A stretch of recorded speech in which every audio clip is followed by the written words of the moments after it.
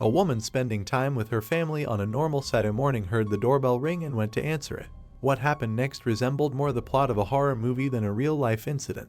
It took the detective more than 30 years to unravel this terrible mystery, the ending of which shocked and angered everyone. Marlene Warren was born on April 15, 1950 in Michigan, USA. She grew up without a father and since her teenage years dreamed of having a large and close-knit family. Very soon, that dream came true. The girl married a man named John and they had 2 sons. But just a few years later, an unexpected tragedy struck the family. Marlene's husband died suddenly of an illness, and the woman was left alone with 2 small children. Since then, she has spent most of her time at work trying to provide for her sons alone. Although she struggled with this, she sacrificed everything for her children. 6 years after her husband's death, she met a man named Michael Warren, and they soon married. The man was a used car salesman, and after their marriage, he opened his own business in that area. By that time, Marlene was already making good money, but instead of spending it all, she tried to save it. The woman invested in Michael's company and also helped him in the management. The man himself was also good at this business, and in the following years, it began to bring them decent money. Over time, Marlene and her husband expanded the business. They bought several properties to rent, and their finances took off. The family moved to an upscale Miami suburb called Wellington, buying a large house there. They seemed to have built a near-perfect life. But in 1988, Marlene suffered another tragedy. Her oldest son was killed in a car accident. For the woman and her youngest son, Joseph, it was a huge blow. After all the difficulties they had gone through, their life had just gotten better when suddenly fate presented them with yet another test. Yet they found the strength to move on. After this tragedy, Marlene became even closer to Joseph because he was her only closest relative. Her husband also helped her to recover from this loss. After the death of her son, the woman began to think about selling the properties that she and Michael were renting out. Despite the fact that this business brought in good money for Marlene, it was associated with constant worries. There were often situations when tenants delayed rent or lost it altogether. In each such case, the woman did her best to find the best solution. It was very hard for her to put people on the street because she was a good-natured person and well remembered the financial difficulties she experienced with 2 small children. On the other hand, she and her husband could not let people live in their homes for free, and eventually, Marlene wanted to get rid of the business so that she would no longer face such moral dilemmas. 2 years had passed since her son's death, and the family was just beginning to recover and return to normalcy. But something terrible and unforeseen awaited them once again. On the morning of May 26, 1990, Marlene was at home with her son and 3 of his friends who came over for breakfast. Their kitchen was located so that they could see the driveway through the windows. At some point, the doorbell rang and Marlene went to open it. Her son saw a white Chrysler parked in front of their house. The next second, the woman opened the front door and saw a man in a clown costume holding 2 balloons and a bouquet of flowers on the doorstep. Marlene said, "How cute is that?" But the next second, something unexpected happened.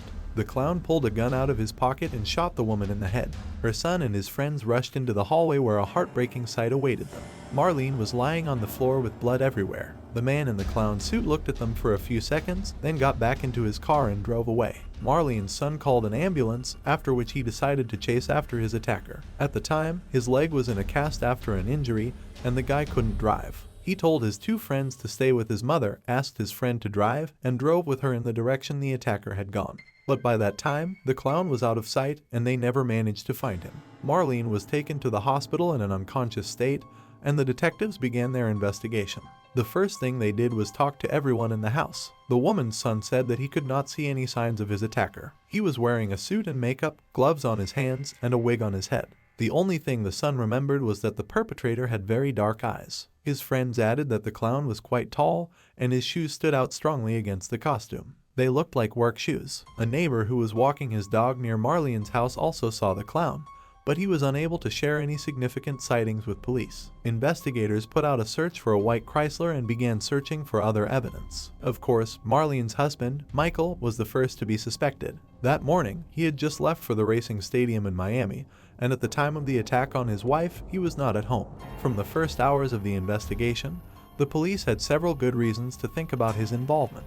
First, they found out that Marlene and her relatives really liked clowns. There were a lot of pictures and figures depicting these characters in their house. This suggested that the attacker knew this fact and chose such an outfit for a reason. Secondly, just 2 hours after the incident, the police received an anonymous tip from a woman who called the investigators and said they should look into Michael Warren and a woman named Sheila Keene. Sheila, who was 26, worked with Michael at his car rental company. Digging deeper, the detectives learned of rumors that there was a secret affair between them.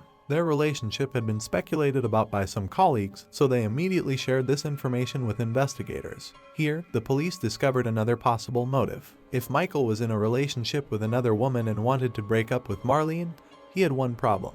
Most of the real estate and business that the family owned were written down to his wife. In that case, Michael would lose an impressive part of his fortune in a divorce. The police immediately checked the man's whereabouts at the time of the attack, and it turned out that Michael was in a car 110 kilometers away from the house and had 2 friends with him. Investigators concluded he would not have been physically capable of committing the crime. Upon learning of the attempt on his wife's life, Michael rushed to the hospital and has not left her room since. Officers spoke with Sheila, and she stated that there was no romantic relationship between them and she had nothing to do with the crime. The woman added that she was at work at the time. Detectives also interviewed Sheila's husband, who said he was aware of rumors of an affair between his wife and Michael but could not confirm whether or not it was true. The man added that his wife had moved out about a month ago, and in fact, they were no longer together. Although the police had no evidence to link Michael and Sheila to the crime, they continued to consider their involvement highly probable. Given that the husband could not have physically been outside his house that morning, the police wondered if Sheila could have been the clown because of the costume.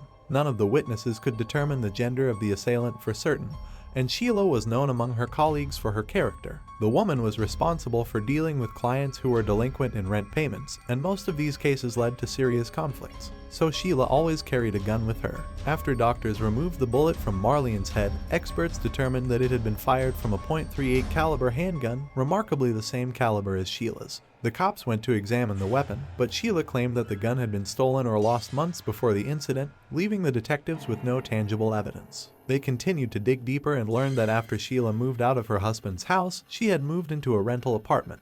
Investigators heard rumors that Michael was paying for the place. A new interesting discovery awaited the police officers. While their colleagues were trying to establish where the perpetrator took the clown costume, balloons, and flowers, they found that on May 24th, 2 days before the attempt on Marlene's life, a woman came to the costume store near Sheila's apartment. The store was already closed, but the woman persistently knocked on the door until someone opened it for her. She urgently needed a clown costume, a wig, face makeup, and a red nose. The store clerks sold her the items. They described her as tall, thin, with dark hair. The balloons and flowers were traced to a supermarket about a mile from Sheila's apartment. The salesman stated that the same items had been bought by a woman just a few hours before the attempt on Marlene's life. He described her as a tall, thin young woman with long dark hair. The salesman also mentioned that the female customer exhibited rude and somewhat masculine manners. The investigation had lasted 2 days, and on May 28th, the doctors informed the police that Marlene had died. The case was reclassified as a homicide. Detectives continued to look for more possible evidence against Sheila. They obtained a warrant to search her apartment. While waiting for the warrant, they were informed of a similar car in a parking lot located 13 kilometers from the victim's home. Investigators got there and verified that it was the same Chrysler the killer was driving. Inside, they found long dark hair and orange fibers that looked like pieces of a clown wig. During a search of Sheila's apartment, the police found the same orange-colored particles and work boots that matched the witness's description, a similar model worn by the clown on the day of the murder. However, the police faced a major problem. Without DNA analysis, all the evidence against Sheila was circumstantial. They couldn't charge her with murder without concrete proof. But in 2013, a new team of investigators reopened the case and requested a re-examination of all available evidence. Advanced technology in DNA examination and other physical evidence had emerged since 1990. After several years of examination, experts found that the orange flecks in Sheila's apartment, the car, and the murder scene were identical. The crucial clue came from comparing the DNA of hairs found in the white Chrysler to Sheila's DNA, which resulted in a perfect match. Armed with this incontrovertible evidence, detectives were able to take the case to court, and in 2017, Sheila was arrested. She pleaded guilty to second-degree murder in exchange for avoiding the death penalty. Her attorneys claimed that she feared for her life and took responsibility for someone else's crime. However, it is widely speculated that she took the plea deal to receive a lenient sentence. The court sentenced her to 12 years in prison, reduced further due to time served and good behavior. As for Michael, his involvement remains unproven, and he remains free. Marlene's son expressed his gratitude to the persistent detectives who never gave up on the case. He managed to rebuild his life, opened his own small construction firm, and moved forward despite the immense tragedy of losing his mother. Share your opinion on this story in the comments and don't forget to like this video if you liked it. Thanks for watching. A young woman moved to another city for her studies and stayed with an acquaintance. What happened next seemed like a twisted plot of a detective movie than a real-life situation. For several years, this story troubled the police until the unexpected truth finally came to light. Jonah Berry was born on October 26, 1983, in Bristol, Tennessee. She was lively and sociable, had many friends, and was always the life of the party during her school years. She was also part of the local cheerleading team. After high school, Jonah enrolled at East Tennessee State University, where she studied psychology and criminalistics. While studying, she also worked part-time at a children's educational center. During her time at the university, she met a guy named Jason White. They dated for several years, and shortly before graduation, they got engaged. In late 2004, when Jonah was 21 years old, she decided to pursue a master's degree in psychology, which required her to temporarily move to Knoxville to study at a different university. After working at the Children's Center, Jonah realized her passion for this field and aspired to become a child psychologist. Meanwhile, her boyfriend continued his studies in another state, aiming to obtain a law degree. Despite the distance, the couple communicated every day and started preparing for their wedding, which was only a few months away in Knoxville. Jonah planned to find her own accommodation but stayed with her friend Jason Amami for the first few weeks. He had studied with her and her boyfriend at the university, and after graduating, he moved to Knoxville. He lived in a 2-bedroom apartment and agreed to host Jonah until she found a place of her own. Jonah found 2 part-time jobs at a jewelry store and a children's hospital. On the evening of December 5th, after finishing her shift at the store, she went to the shopping center to buy Christmas presents. When she returned home, she packed some gifts intended for the children at the educational center, chatted with her apartment neighbor, and went to her room. There, she talked to her boyfriend on the phone and went to sleep around 4 a.m. Jason Amami woke up to a woman's scream. He thought Jonah had a nightmare and headed to her room. At that moment, a man emerged from the room and Jason noticed a knife in his hand. The assailant immediately attacked him, delivering several blows. Jason tried to defend himself and managed to push the attacker away at some point. He ran out of the apartment and quickly ran to the neighboring residential complex, knocking on every door, hoping someone would call the police. But no one opened for him. He then sprinted to the nearest 24-hour store, almost a kilometer away. The store clerk called 911 upon seeing the bloodied man, and Jason recounted what happened. The police arrived at his home and discovered Jonah lying on the floor next to the corridor door that connected 5 apartments. The young woman was alive but barely responsive. As the paramedics prepared to load her into the ambulance, a police officer asked if the attacker was still in the apartment, and Jason thought he saw Jonah nod ever so slightly. The officers thoroughly searched the entire building and the surrounding area but failed to find him. Jonah was swiftly transported to the nearest hospital, but despite the efforts of the doctors, they were unable to save her. Medical experts determined that she had sustained over 20 knife wounds, leaving them with virtually no chance of saving her life. As for her neighbor, the assailant had managed to inflict 8 wounds on him, with only one being serious. The medics provided him with the necessary care, and his life was not in danger. Meanwhile, detectives began investigating the crime scene. From the bloodstains in the corridor, they deduced that Jonah had attempted to reach out to her neighbors and seek help, but none of the 4 residents had opened their doors. Next to the door to Jonah's room, investigators found the murder weapon, a kitchen knife belonging to Jason. The assailant had struck with such force that the blade had bent. Additionally, the police discovered blood traces near the back door of the apartment and on the staircase leading from the 2nd floor to the street. Considering that Jason and Jonah had exited through the front door, the detectives concluded that the murderer had left the crime scene through the back door. Another lead awaited them in Jason's room. They found a partial footprint that the perpetrator may have left when following the apartment owner and launching the attack. Considering the brutality with which the killer had dealt with Jonah, the police suspected that the crime was personal in nature. Their first step was to closely scrutinize Jonah's fiancé, Jason White. Despite him being approximately 1,000 kilometers away from Knoxville, all friends and relatives attested to the couple having a wonderful relationship, and there seemed to be no motive for the fiancé to commit such a heinous crime. The young man only learned about his fiancé's death at 10 a.m. when her mother called him. He said that after hearing the news, he fainted and took a long time to recover. He had to ask his neighbor to book a plane ticket for him and pack his suitcase since he was incapable of doing anything himself. Detectives thoroughly examined his alibi and concluded that he physically couldn't have traveled to Knoxville and returned by morning. As a result, he was eliminated as a suspect, and the investigators turned their attention to Jonah's neighbor. Unlike the victim's fiancé, the neighbor had no alibi. Jason was in the same apartment as her and could have committed the crime. Friends and relatives of Jonah were also suspicious of him, with some considering him the most likely killer. Others accused him of fleeing the apartment and leaving the young woman alone, leading the victim's parents to not even want him to attend her funeral. Immediately after Jason was discharged from the hospital, the detectives began interrogating him.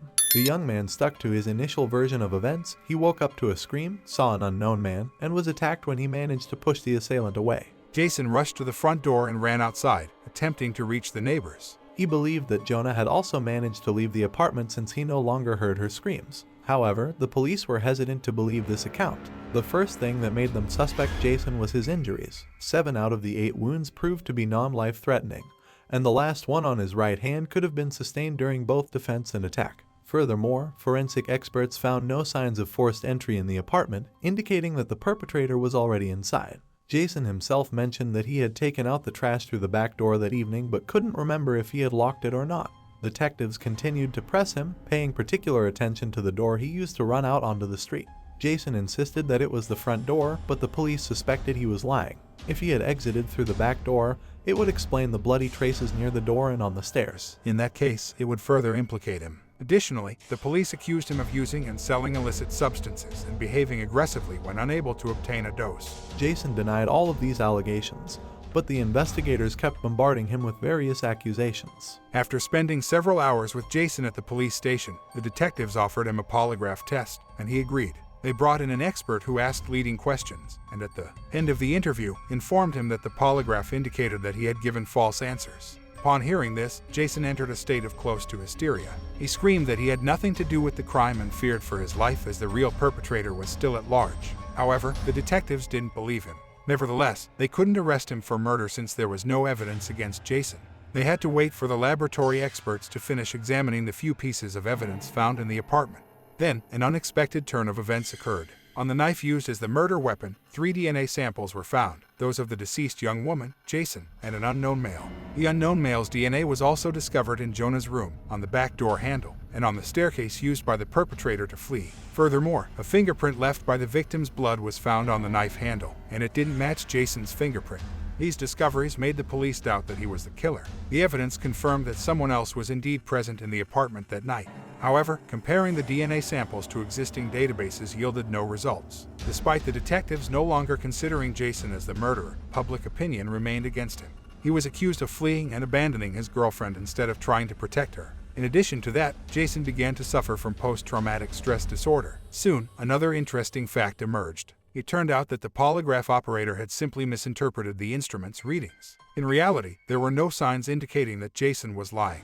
Furthermore, the police had no actual evidence linking the young man to illicit substances. They accused him solely to exert additional pressure. Most importantly, the police initially downplayed the severity of the injuries Jason sustained.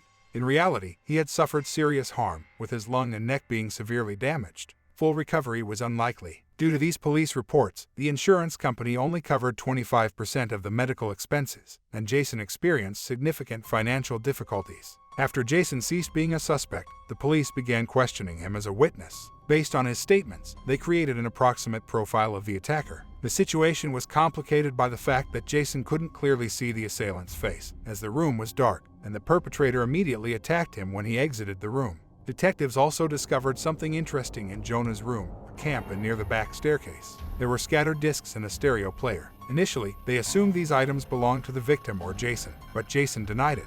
According to him, none of those belongings were in his apartment, implying that the killer left them behind.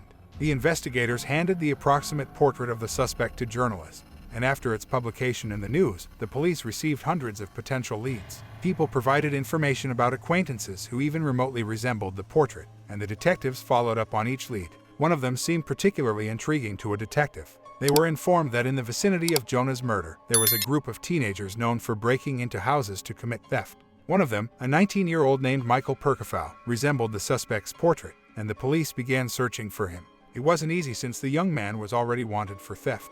However, now that he was suspected of potential involvement in the murder, dozens of police officers joined the search. They eventually located him and brought him to the station. The investigators immediately noticed his footwear. The pattern on the soles resembled the footprint left by the killer. They collected a DNA sample and fingerprints from him and sent everything to the experts. Meanwhile, they interrogated him. During the questioning, the detectives were in for an unexpected surprise. Michael confessed almost immediately that he and his friend had indeed broken into Jonah's apartment that night.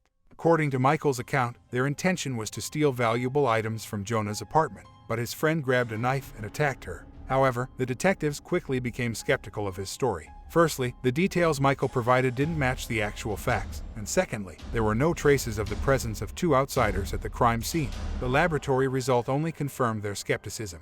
Michael's DNA and fingerprints did not match those found at the murder scene, and the same applied to his shoes. The pattern on the soles was different from the footprint in Jason's room. Eventually, the police realized that the young man was simply lying. Such situations occur quite often, where individuals take on someone else's guilt. Some do it to seek attention, while others lie in hopes of receiving rewards for information. It's unknown what motives drove Michael, but his story turned out to be fabricated. Since then, investigators have interviewed over 1,000 potential suspects and collected around 400 DNA samples, but they haven't found a single match. From the early weeks of the investigation, a reward was announced for information leading to the resolution of the case. The amount increased each month and reached $60,000 in December of 2005, 1 year after the murder. The state governor added $20,000 from his own pocket, further drawing public attention. Despite the numerous leads, all of them proved to be dead ends, and the case remained unresolved for several years. In 2007, Jonah's parents decided to advocate for changes in the state's legislation.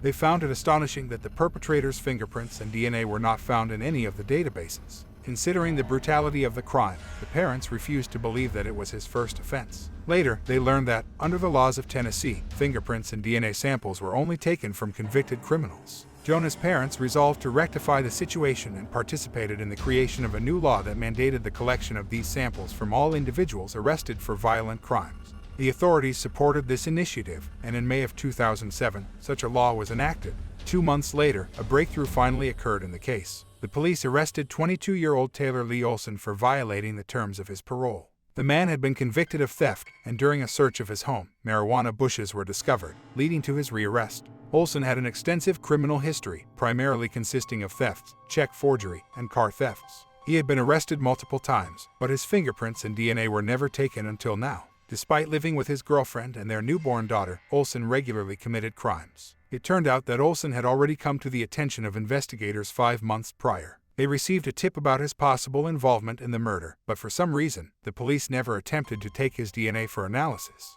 However, now that he was arrested for violating the terms of his parole, they finally decided to question him about the Jonah case. Olson denied his involvement in the murder and willingly agreed to provide his DNA sample. It was handed over to experts, and soon, the detectives received a report from the laboratory. Taylor's DNA fully matched the sample found in the victim's apartment.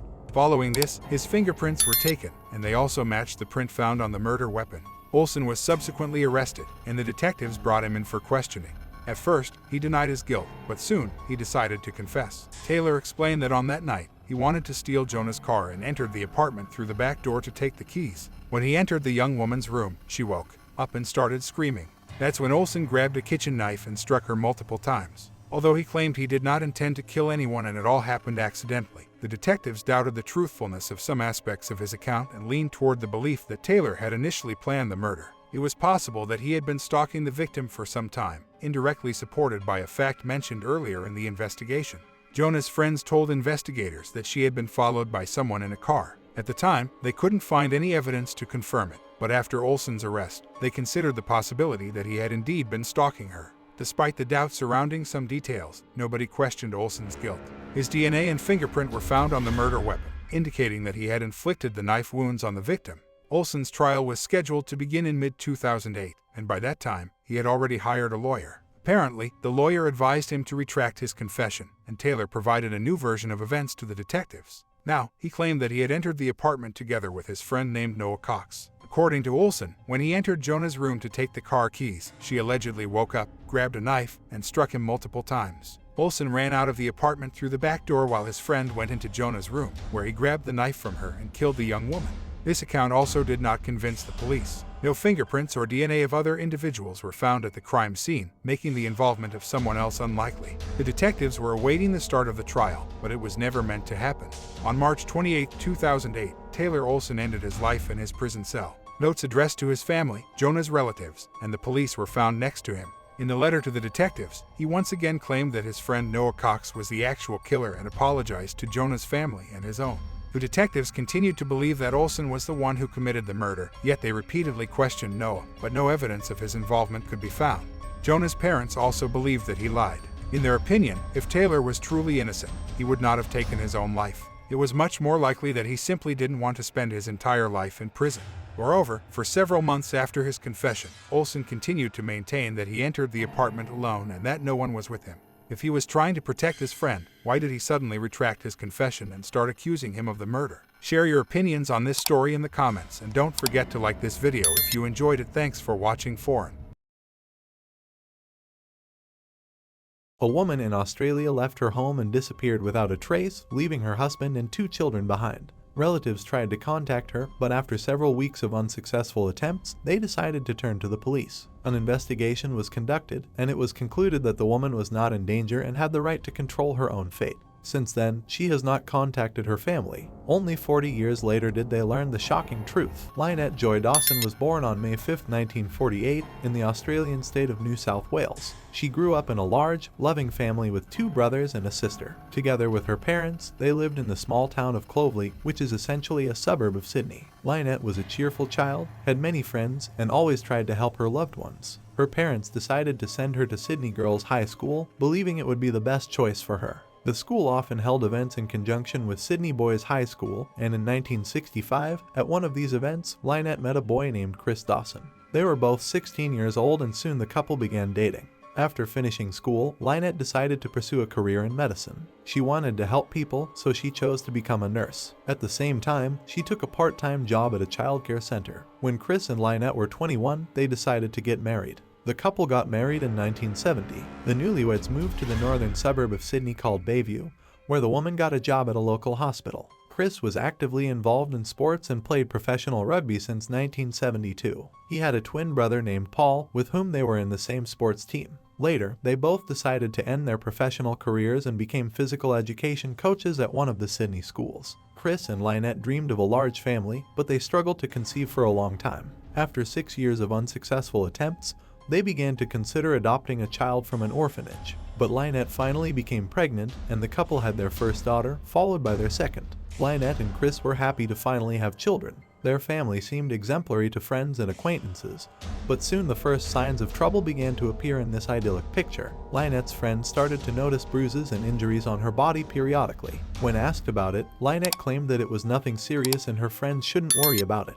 Lynette's friends were concerned for her, but they didn't see what was happening as something truly terrible. In those days, domestic violence wasn't considered a serious crime in the eyes of a significant portion of society in Australia. Moreover, everyone who knew Chris considered him a loving husband and caring father who never showed signs of aggression and was a positive person.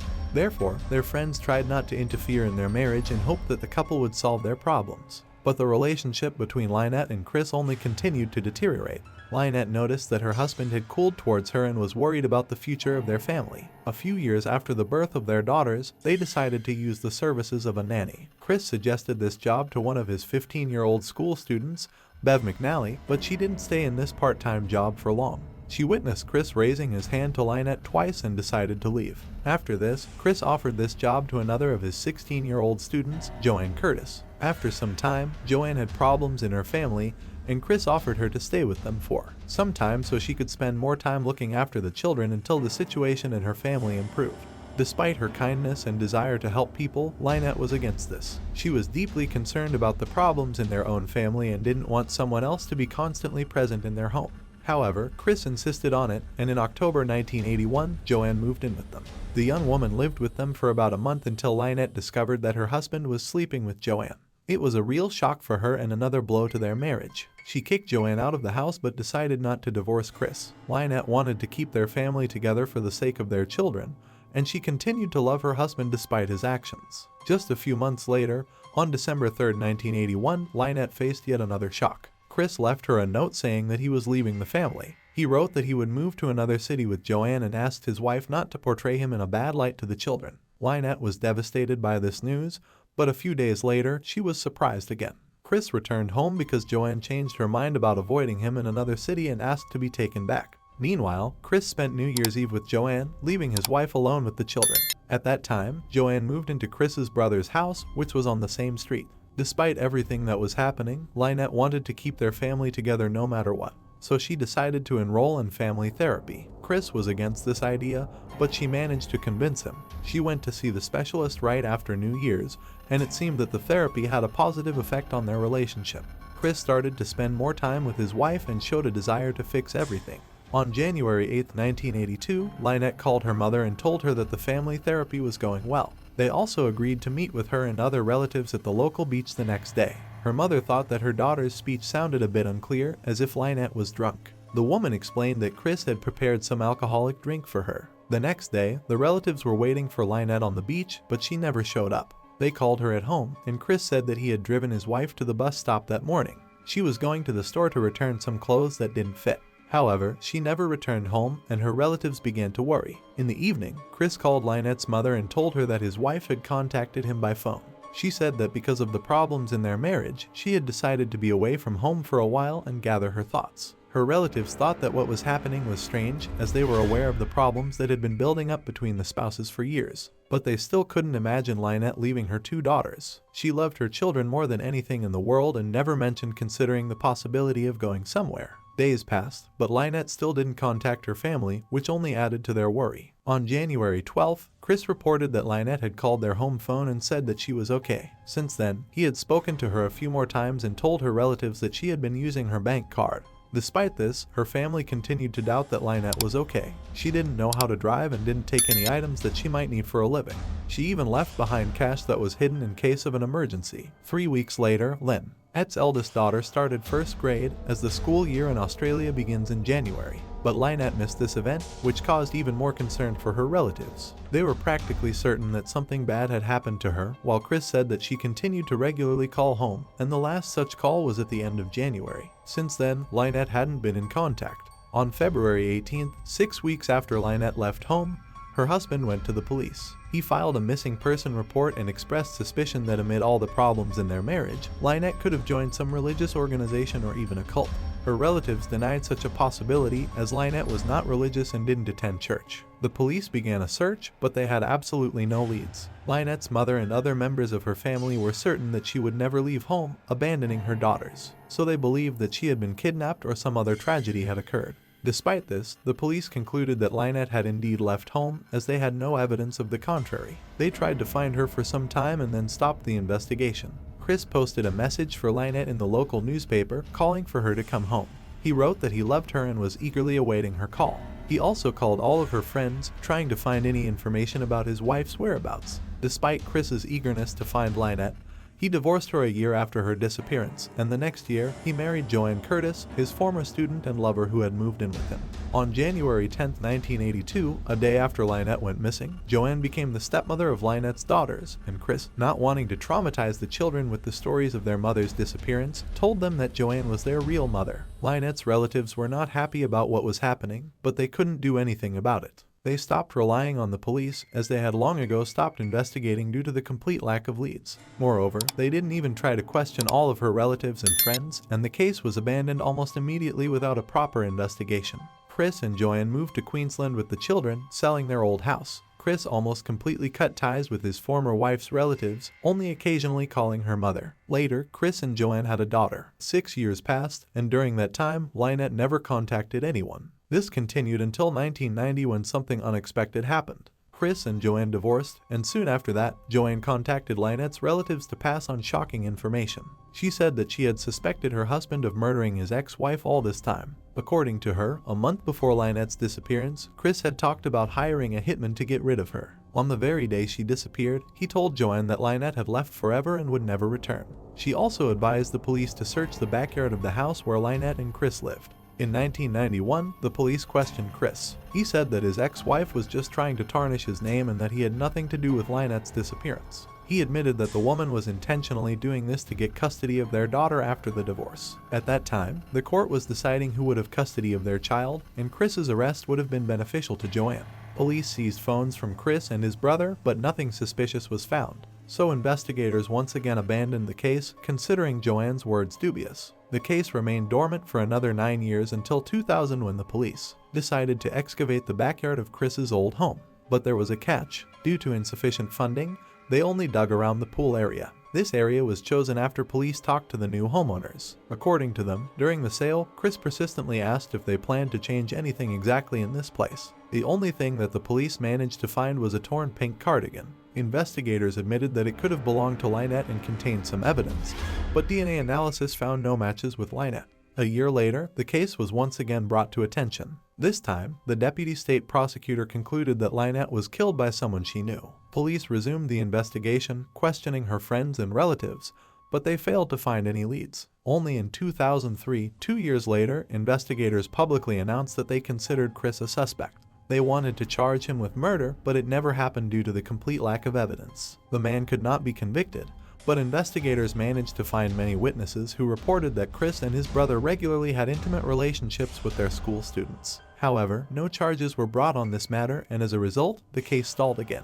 In 2006, Chris claimed that he saw his wife among the extras of a series filmed in England, but no one could find any evidence to support his words. In 2010, police announced a $100,000 reward for information about Lynette's disappearance, and 4 years later, they doubled the amount. Despite the large number of appeals, this did not bring any results, and they failed to find any reliable leads. In 2015, police dug up a section of Chris's former home, trying to find his wife's body, but they were unsuccessful. The turning point in this case came in 2018 when a podcast about Lynette's disappearance was released and gained massive popularity in Australia. Arguments were presented in favor of Lynette's husband being responsible for her murder. The podcast was listened to by several million people, which led to a wave of public outrage. Australians accused the police of negligence and demanded that the culprit be punished. The podcast author, Hadley Thomas, spoke to Lynette's relatives and tried to find new leads, although he was unable to find any new evidence against Chris. The public outcry was enough to initiate a new investigation.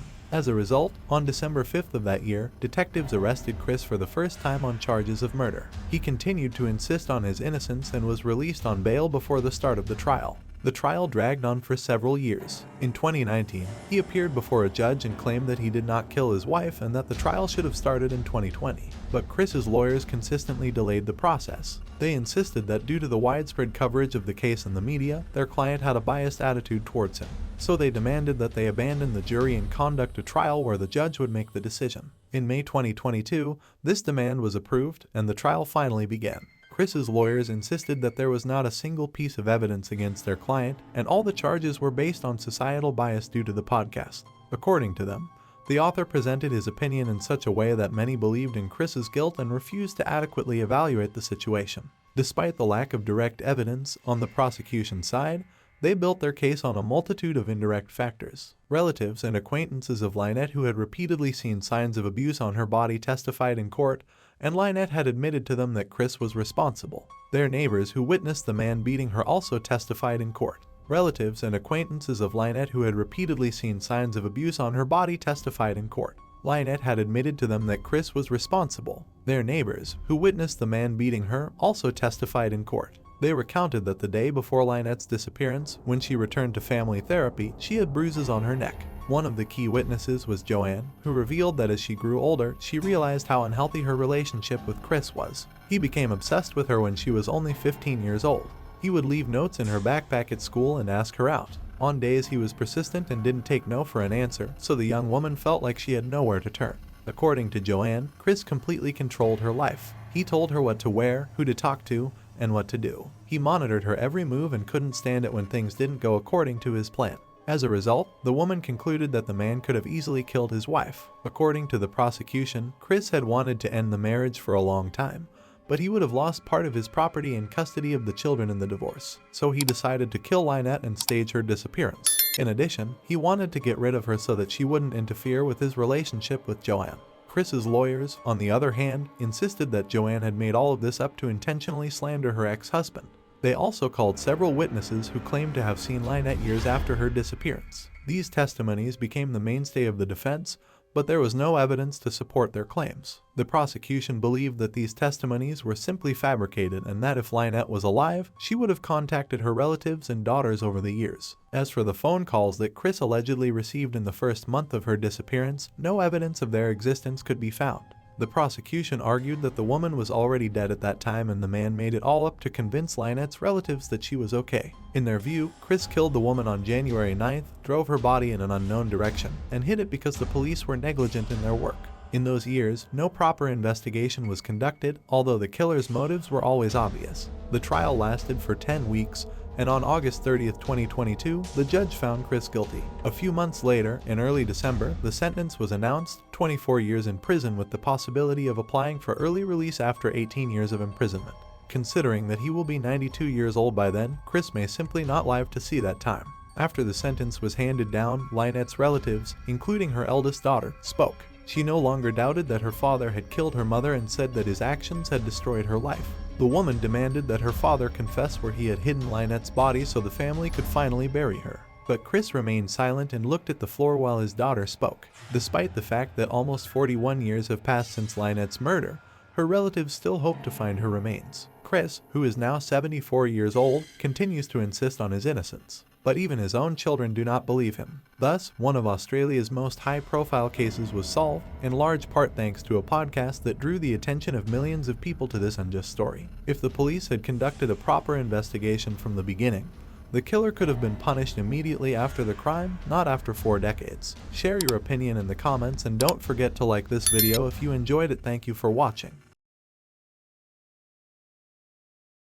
In 2021, a young woman named Riley Goodrich went on a first date with a guy to the movies. However, the evening took a tragic turn. Although the case was quickly resolved, there are still many strange and shocking aspects to it. In this video, we will recount the events unfolding for Riley Goodrich and Anthony Baraja. On July 26, 2021, a tragic shooting occurred in California, resulting in the loss of 2 teenage lives. Some of my regular TikTok viewers may be familiar with Anthony Baraja, a 19-year-old famous TikToker with almost 1 million on the app, and posted videos of himself singing, doing pranks on his family, and sharing moments from his life. On the 4th of July that year, he attended a party where he met an 18-year-old named Riley Goodrich. Although Riley wasn't as popular on the app, she had a decent following of over 20,000. She was studying marketing on a full scholarship at Grand Canyon University and was home for the summer visiting her parents. Described as a nice and easygoing young woman, Riley got along well with Anthony. They spent time together whenever their mutual friends would meet up and eventually decided to go on a proper date, just the two of them. Riley informed her father about meeting someone, but he was skeptical when she mentioned that Anthony was a famous TikToker. However, on the 26th of July, 2021, Riley excitedly prepared for her first date.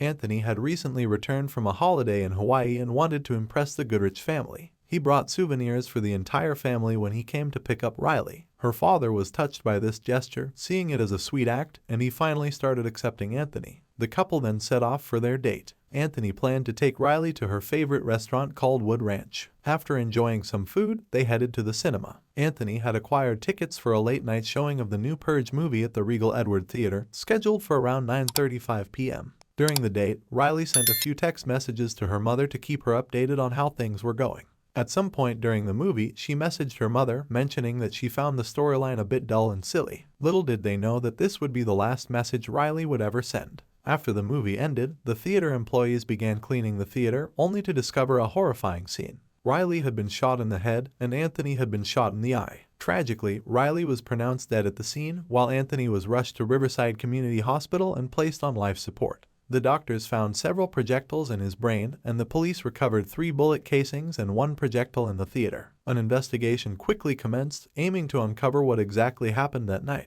It didn't take long for the police to find the person they were looking for. Only 6 tickets were purchased for the 9:35 p.m. showing of the Purge movie, including the ones bought by Anthony and Riley. Through ticket records, the police identified a 20-year-old man named Joseph Jimenez as another ticket purchaser. An anonymous tip led the police to Joseph, who had gone to watch the movie with 3 friends that night. According to the 3 friends' accounts, Joseph left during the middle of the movie and returned with a bag, claiming to have a strap. His behavior, including mumbling and talking to himself, made them extremely uncomfortable. They devised a plan to leave, without raising his suspicion. They excused themselves, telling Joseph they needed to use the restroom, and left the theater without alerting the staff or contacting the police. With Joseph now alone in the theater, he committed a despicable and cowardly act. He approached the unsuspecting teens from behind and shot them. Riley was shot in the back of the head, resulting in her immediate death. Anthony, upon hearing the gunshots, turned around, and Joseph shot him in the eye. The sound of the movie masked the sound of the gunshots, so none of the staff heard anything unusual. At around 11:28 p.m., 2 witnesses saw Joseph running out of the theater and escaping into his vehicle. The following day, the police went to Joseph's house.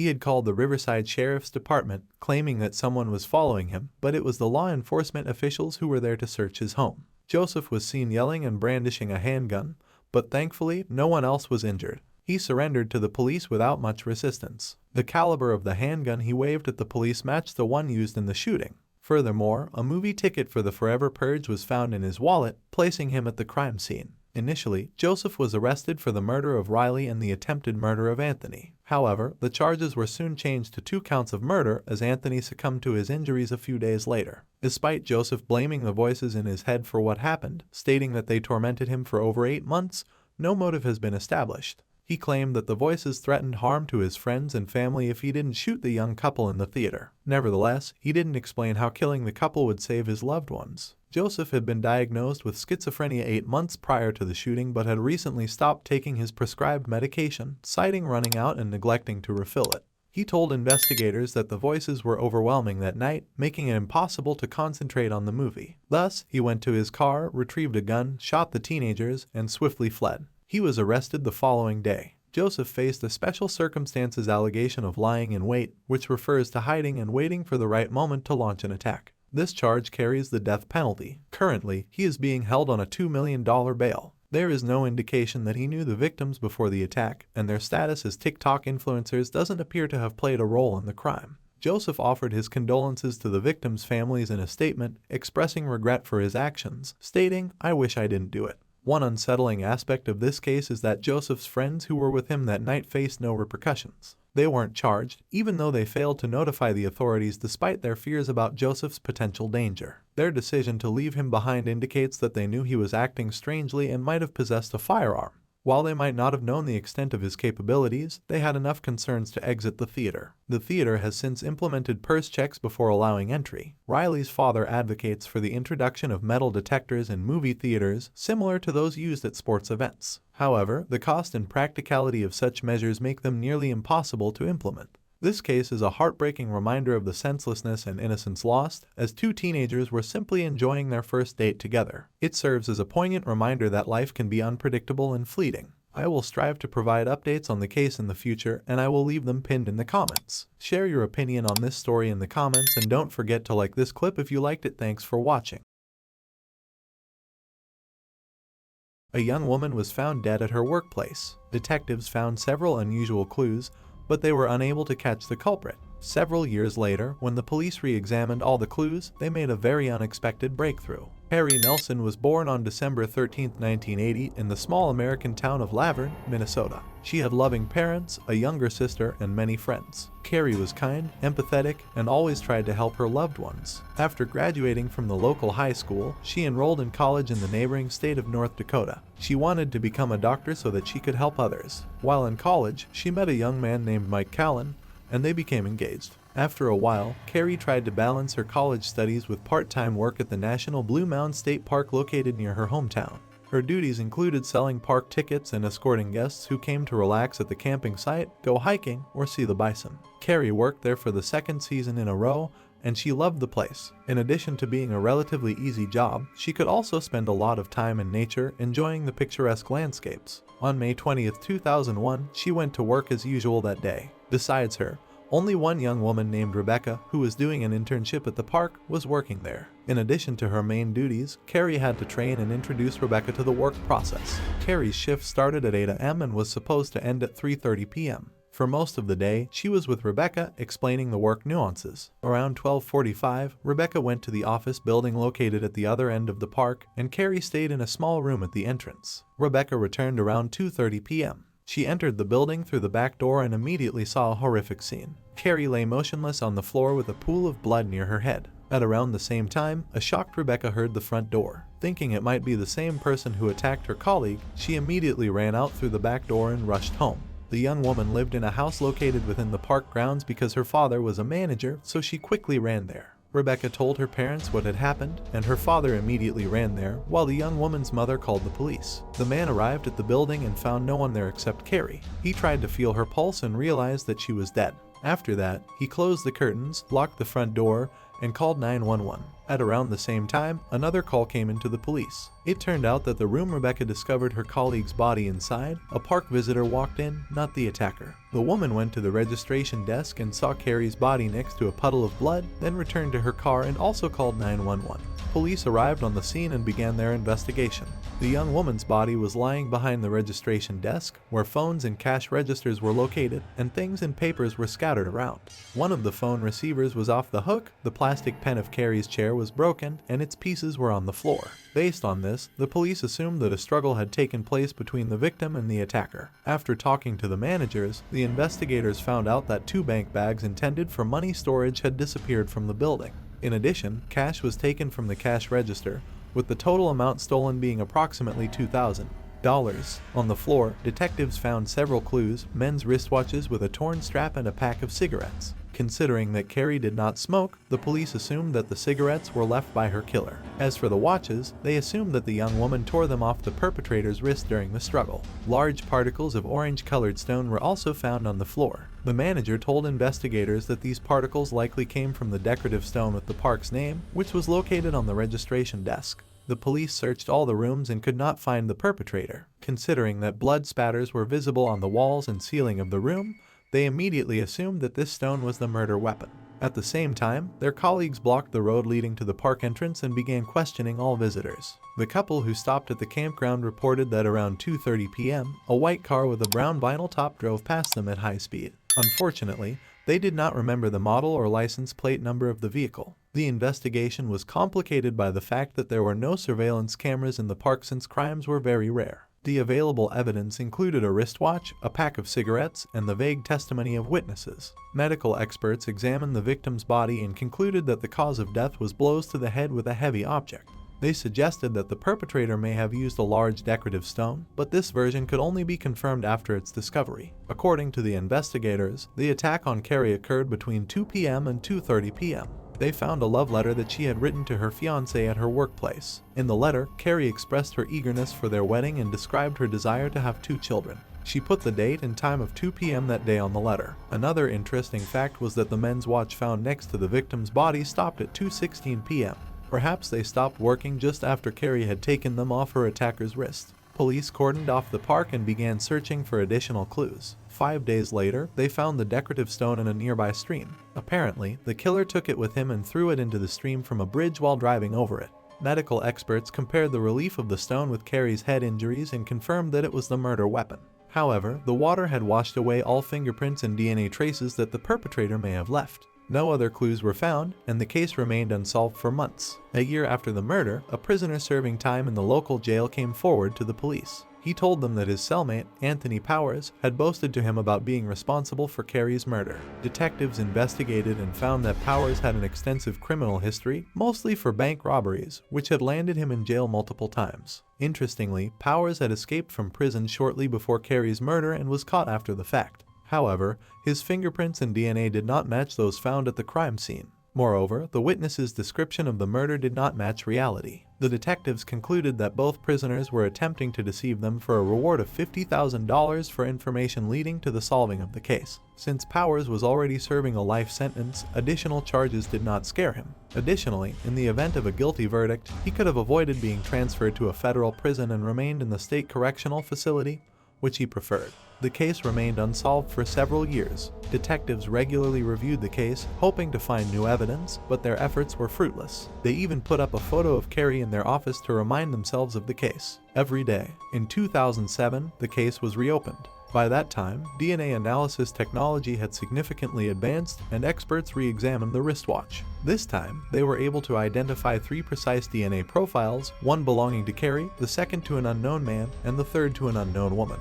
Both of these samples were run through the state database, but no matches were found. Then the detectives remembered an interesting detail: a special sticker was found on the pack of cigarettes discovered next to the victim's body. In those days, each state had a labeled tobacco products, so the police knew for sure that the pack was purchased in South Dakota. The detectives sent the DNA samples to their colleagues in that state, And here they had a long-awaited breakthrough. When they ran these profiles with the South Dakota database, one of them showed a complete match. The man turned out to be 35-year-old Randy Laroyal Swanee. This name had never appeared in police reports in Carey's case, so it was a surprise for the investigators. Randy turned out to be a serial robber, and at that time, he was serving a 30-month sentence in a South Dakota prison. At the time of the murder, he was out on parole. The police also discovered that he had a light-colored Oldsmobile Delta at that time, which matched the witness's description. The investigators checked his fingerprints, and they matched several prints found at the murder scene. Despite all this, the detectives wanted to gather as much evidence as possible before charging him. Randy had only 1 month left to serve in prison, so the police decided to act as quickly as possible. They spoke to his wife, not mentioning what her husband was suspected of. The woman was already used to Randy regularly coming to the attention of the police for robberies and thefts, so she was not surprised by their visit.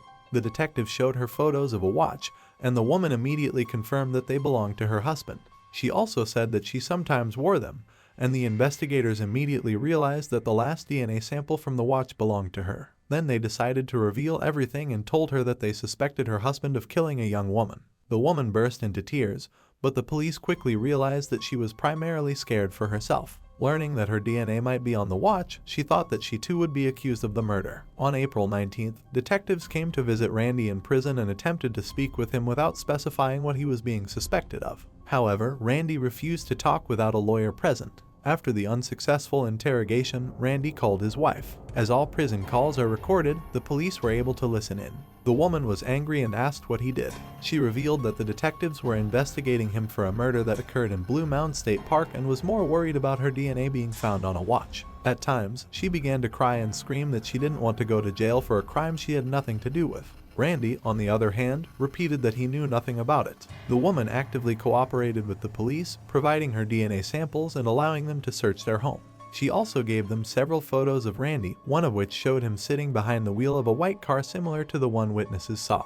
In another photo, the man's watch was visible and was fastened to the fourth clasp, just like the watch found at the crime scene. Additionally, his wife confirmed that Randy smoked the same brand of cigarettes that were found near the body. All of this was enough to take the case to trial. Randy was charged on May 8, 2007, one day before his release. He was immediately transferred to a prison in Minnesota, and the prosecution began preparing for the trial. According to their version of events, Randy initially chose the park building as an easy target for robbery. There were no cameras or guards, but there was cash. When he entered, Carey may have been in another room. Seeing that nobody was there, Randy began stealing money from the cash register. But the young woman returned and caught him in the act. A struggle ensued, and the man may have used threats to make her open the safe. Afterward, he took a decorative stone and struck her more than 5 times because he feared leaving a witness alive. Even his relatives, including his wife, testified against him in court. They all said that Randy regularly committed thefts, used banned substances, and had serious gambling problems, which constantly put him in debt.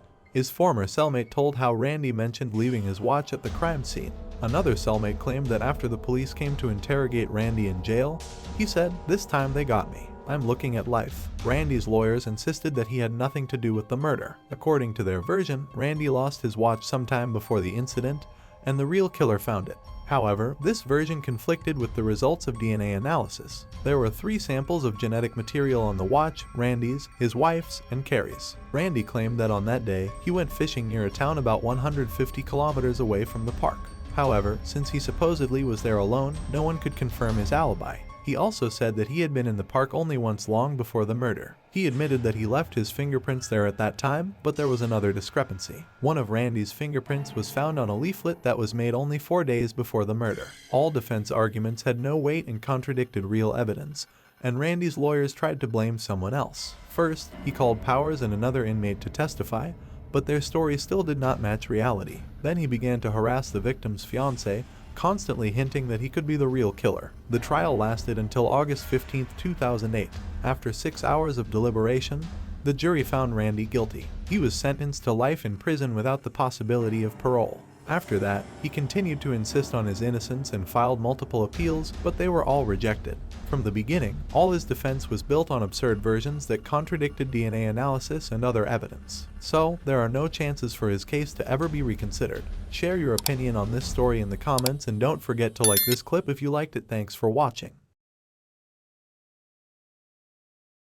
A 19-year-old young woman, Nana Dirksmeyer, was found dead in her own apartment. Investigators began investigating and quickly discovered several disturbing facts, but they were unable to solve the case for several years. Until the truth came out, everyone was shocked and outraged by the turn of events, as no one expected such an outcome. Nana Dirksmeyer was born on December 26, 1985, in Russellville, Arkansas. She grew up in a very large family with 4 brothers and 1 sister. When Nana was 10 years old, her father passed away, which was a tragedy for the entire family. But they were soon to face an even more terrible shock. Sometime later, the young woman confessed to her mother that her father had repeatedly subjected her to violence. She was afraid to speak up while he was alive, and her confession was a real shock to her mother, who had no idea what her husband was capable of. Despite such a tragic experience, Nana found the strength to move on and later decided to help other young women who had become victims of similar crimes. For this, she joined a volunteer organization where she provided support to children in need. During her school years, Nana began dating a guy named Kevin Jones. The young woman also took part in beauty contests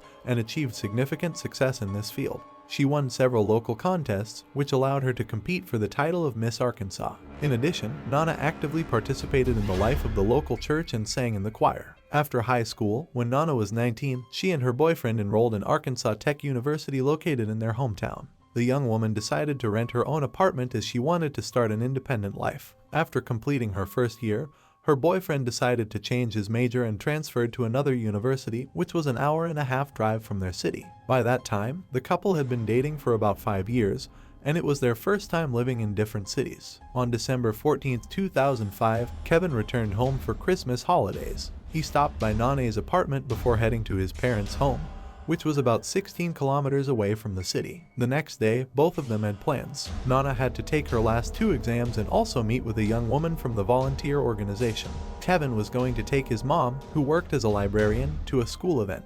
On the morning of December 15th, at around 9 a.m., Nana sent a message to Kevin wishing him a good day. He was waiting for Nana to call him after her exams and let him know how they went, but she wasn't answering his calls or messages, and he began to worry. Around 6 p.m., Kevin took his mother to the school event, but he couldn't shake the thought of why Nana wasn't answering her phone all day. Eventually, Kevin decided to call his friend, who worked as a pizza delivery guy in the area where Nana's apartment complex was located. Kevin asked him to stop by and check if everything was okay. His friend quickly arrived and saw that Nana's car was parked in the parking lot and the lights were on in her apartment, but nobody was answering the door. He told Kevin about this, and then Kevin told his mother that he was worried about his girlfriend and wanted to go to her apartment to check if everything was okay. The woman agreed, and they went to the apartment complex together. Kevin's friend was waiting for them there, and all 3 of them started knocking on the door, but there was still no answer. Kevin had a key, but he left it at home that day because he didn't plan on stopping by Nana's. A few minutes later, Kevin and his friend tried to open the front door because they thought something bad might have happened to Nana, but they couldn't get in. Then Kevin remembered that there were sliding glass doors in the back of the apartment.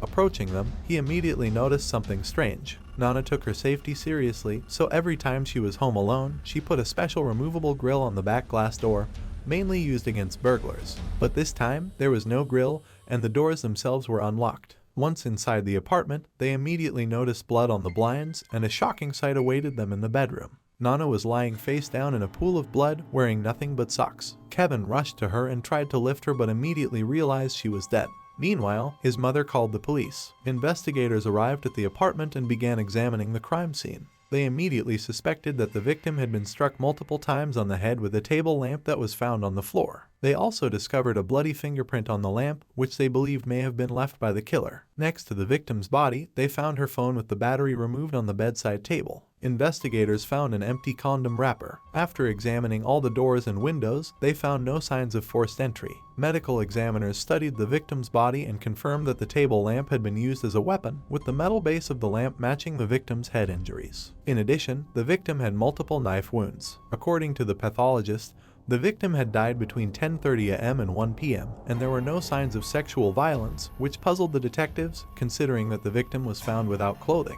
They first suspected a sexual motive for the crime. However, experts suggested that the perpetrator may have used a condom, the wrapper of which was found in the apartment, making it practically impossible to determine the presence of sexual violence. In the end, the police had no evidence, but one interesting detail emerged. The crime scene was not thoroughly examined, with investigators failing to collect blood samples from the blinds on the back door or search for shoe prints in the apartment, which could have been used as evidence. Moreover, they didn't even go to the second floor of the apartment. These oversights were explained by the fact that the investigators found their suspect, the victim's boyfriend, almost immediately after arriving at the scene. The first thing that made them suspect Kevin's involvement in the murder was the fact that he had a large amount of the victim's blood on him when he entered the apartment and ran to her. He tried to lift her up, and upon realizing that she was dead, he hugged and held her. The police found this behavior strange and suspected that Kevin had done it deliberately. By hugging the victim and getting covered in her blood, he may have destroyed potential evidence and compromised the crime scene. It would be difficult for investigators to prove his guilt.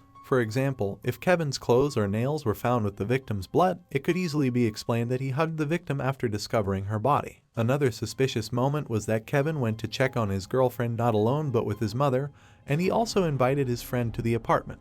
Investigators believe that this way he secured 2 witnesses who found the body with him and saw him covered in blood. The police talked to Kevin for a long time right outside Nane's apartment, and from their questions, the young man realized that they considered him a suspect. Then he said something that made the investigators even more convinced that he was the killer. Understanding that he was suspected, Kevin began arguing with the investigators and mentioned that he constantly watches law and order and knows that they are trying to make him guilty. These words also seemed strange to the police. In addition, they found out that the key to Nane's apartment was only with 3 people: the girlfriend herself, her mother, and Kevin. Considering that no signs of breaking in were found, they assumed that the guy used his copy of the key to enter the apartment.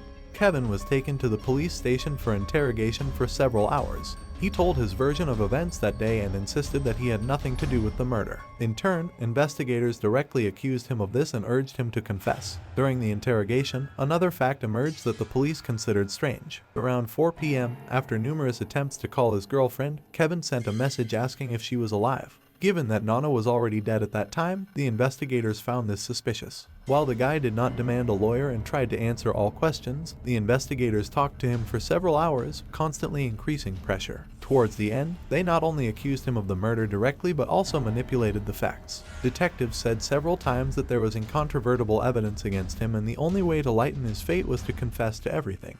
After the police left the interrogation room and left him alone, Kevin stood up and started punching the back of the chair. For the investigators, this became another sign that the young man had a tendency to violence and could commit murder. However, in reality, the police had no evidence that could link Kevin to the murder. Medical experts found that Nana had tried to fend off her attacker, meaning that there should have been bruises and scratches on the killer's body, but none were found on Kevin. Despite this, the detectives continued to believe he was guilty and tried to find evidence. They interviewed over 50 people, hoping to find any witnesses, but it yielded no results. However, after talking with Nane's friends, the police learned something important.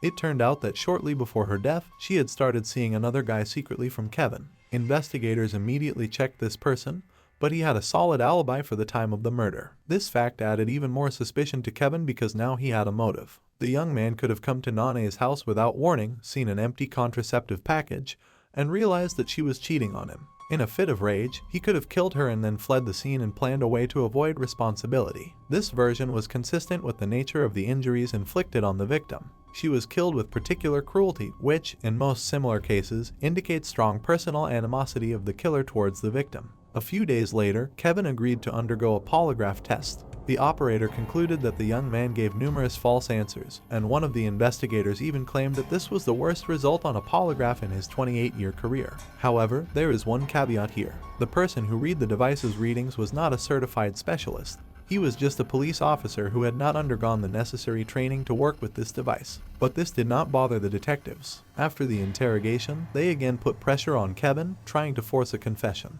They claimed that all his acquaintances and relatives already knew that he killed Nane. The police really told everyone that Kevin's guilt was practically proven and that he would soon be arrested. They convinced the victim's parents that he was the one who killed their daughter, although they refused to believe it until the end. The day before the funeral, a farewell ceremony was supposed to take place in the church, and Kevin had been helping to organize it. Since early in the morning, he was called in for questioning again, with the promise of being released before the start of the ceremony. In the end, Kevin spent 7 hours at the police station and missed the ceremony. Nobody present knew he was being questioned, so many assumed that Kevin didn't show up due to guilt over what had happened. Nane's parents didn't even want him to come to the funeral, as investigators had already convinced them of his involvement in the murder. But Kevin still came and sat far away from her relatives. By that time, experts had finished examining the evidence that the police had taken from the victim's apartment. Upon inspecting the light bulb in the desk lamp, they found a fingerprint that belonged to Kevin. It had been left by Nane's blood, which indicated that the fingerprint could only have been made during or after the murder. This became the only available evidence for the investigators, but they continued to dig under Kevin for several more months, hoping to find more evidence. They were unable to do so, and on March 31, 2006, they decided to try to obtain a conviction with the available evidence. The young man was arrested and charged with murder. At that time, many residents still believed that he was guilty, so Kevin's lawyers first requested a change of venue to another district. They were concerned that the jurors might be negatively predisposed against their client and render a guilty verdict without sufficient evidence. This request was granted, and the trial began in another city. The defense called a witness who provided Kevin with a solid alibi. A plumber had come to his parents' house that morning and saw him there around 10:30 a.m. The prosecution insisted that Kevin could have had time to go to Nane's and commit the murder, as according to medical experts, she had died between 10:30 a.m. and 1 p.m. They also presented an interesting fact. Kevin's phone had been turned off between 10:30 a.m. and 12 p.m. This time frame coincided with the time of the victim's murder. Furthermore, data from Kevin's phone showed that he only started calling his girlfriend at 4:30 p.m., although during questioning, he claimed that he had been trying to contact her all day.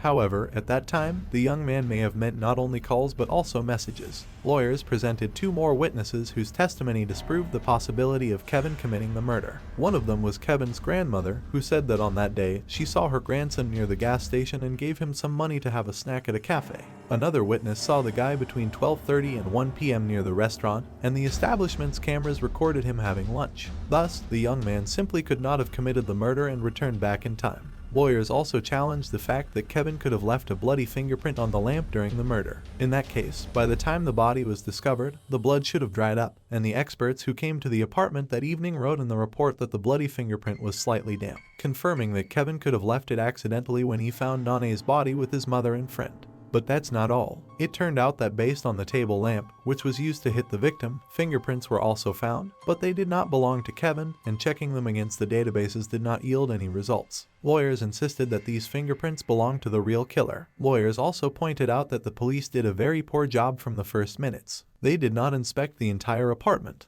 which could have missed many potential clues. At the trial, a medical expert who examined the victim's body spoke, and an interesting statement awaited all participants in the process. He determined that after death, the victim's body lay on her back for some time, after which she was turned face down. This could indicate that the young woman was still subjected to violence. The expert confirmed that he did not find any direct signs of this, but added that he could not rule out such a scenario. Finally, lawyers presented the main trump card. According to the official statement of the prosecution, no fingerprints or DNA were found on the empty contraceptive package found next to the victim's body. But lawyers ordered a retest, and this time, the experts found male DNA. The analysis showed that it did not belong to Kevin, and checking it against the databases did not yield any results. The trial lasted over a year, but in July 2007, the jury delivered its verdict. They found Kevin not guilty of the murder of Nana due to lack of evidence. For the victim's relatives, who had believed him to be the killer from the first weeks, this decision was a shock. They continued to believe that Kevin was responsible for her death, and now he had managed to avoid punishment.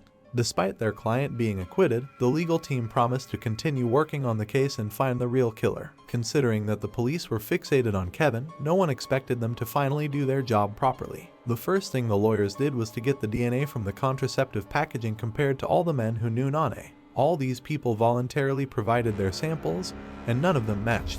This went on for 2 months until something unexpected happened in September 2007.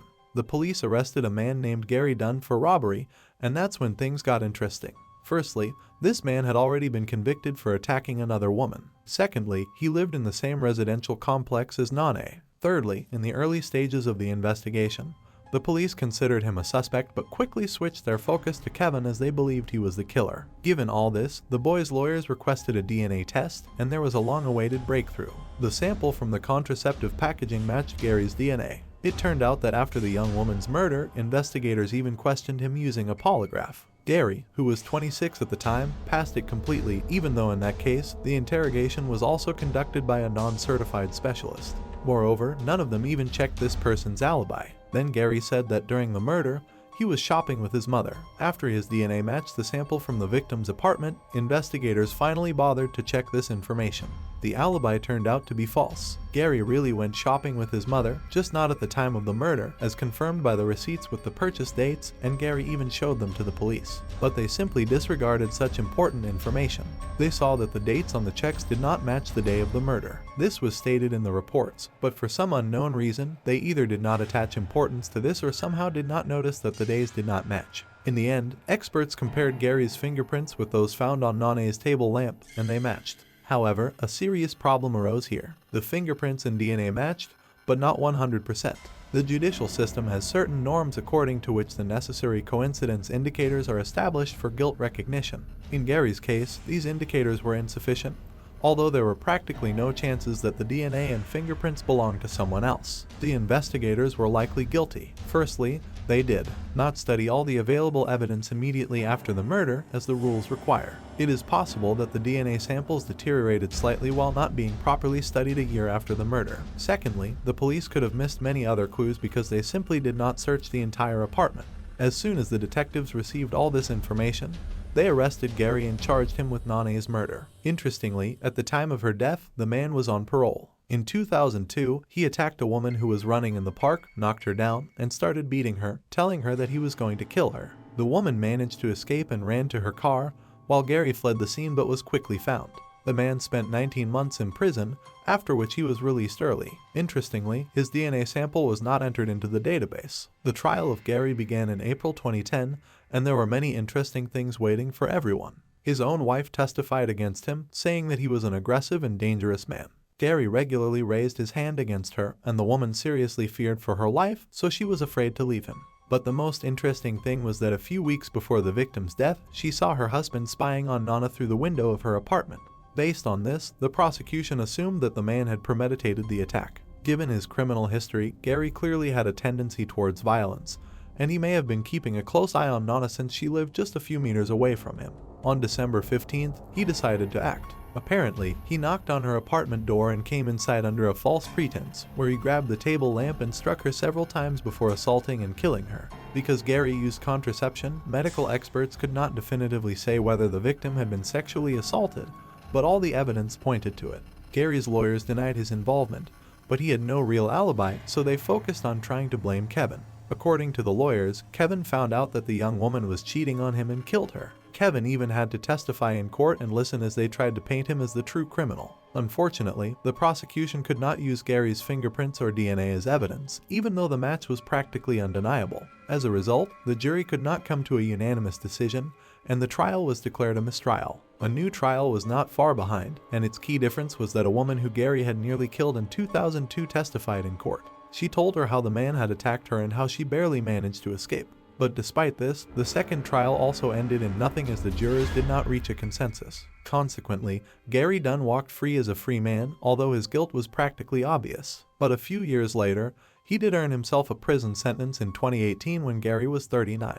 He committed 2 separate crimes in one day. First, he attempted to kidnap a woman from a church parking lot, but she managed to fight him off. A few hours later, Gary stripped down in front of another woman in a mall parking lot and was soon arrested. Given his criminal history and the fact that he is practically a killer of Nana, the court decided to sentence him to the maximum term. Gary received 15 years in prison for these 2 incidents, and he is serving his sentence to this day. Despite having the right to petition for early release, authorities are unlikely to grant Gary such an opportunity. Additionally, they have the right to accuse him of Nana's murder for the 3rd time, but they're not rushing to do so. The likelihood of the new trial ending in the same way as the previous 2 is very high, so investigators are trying to gather more evidence and prepare a stronger case against Gary. As for Kevin, after everything that happened, he pursued the study of law and, in 2011, he sued 2 police officers from the authorities of Russellville and Gary Dunn.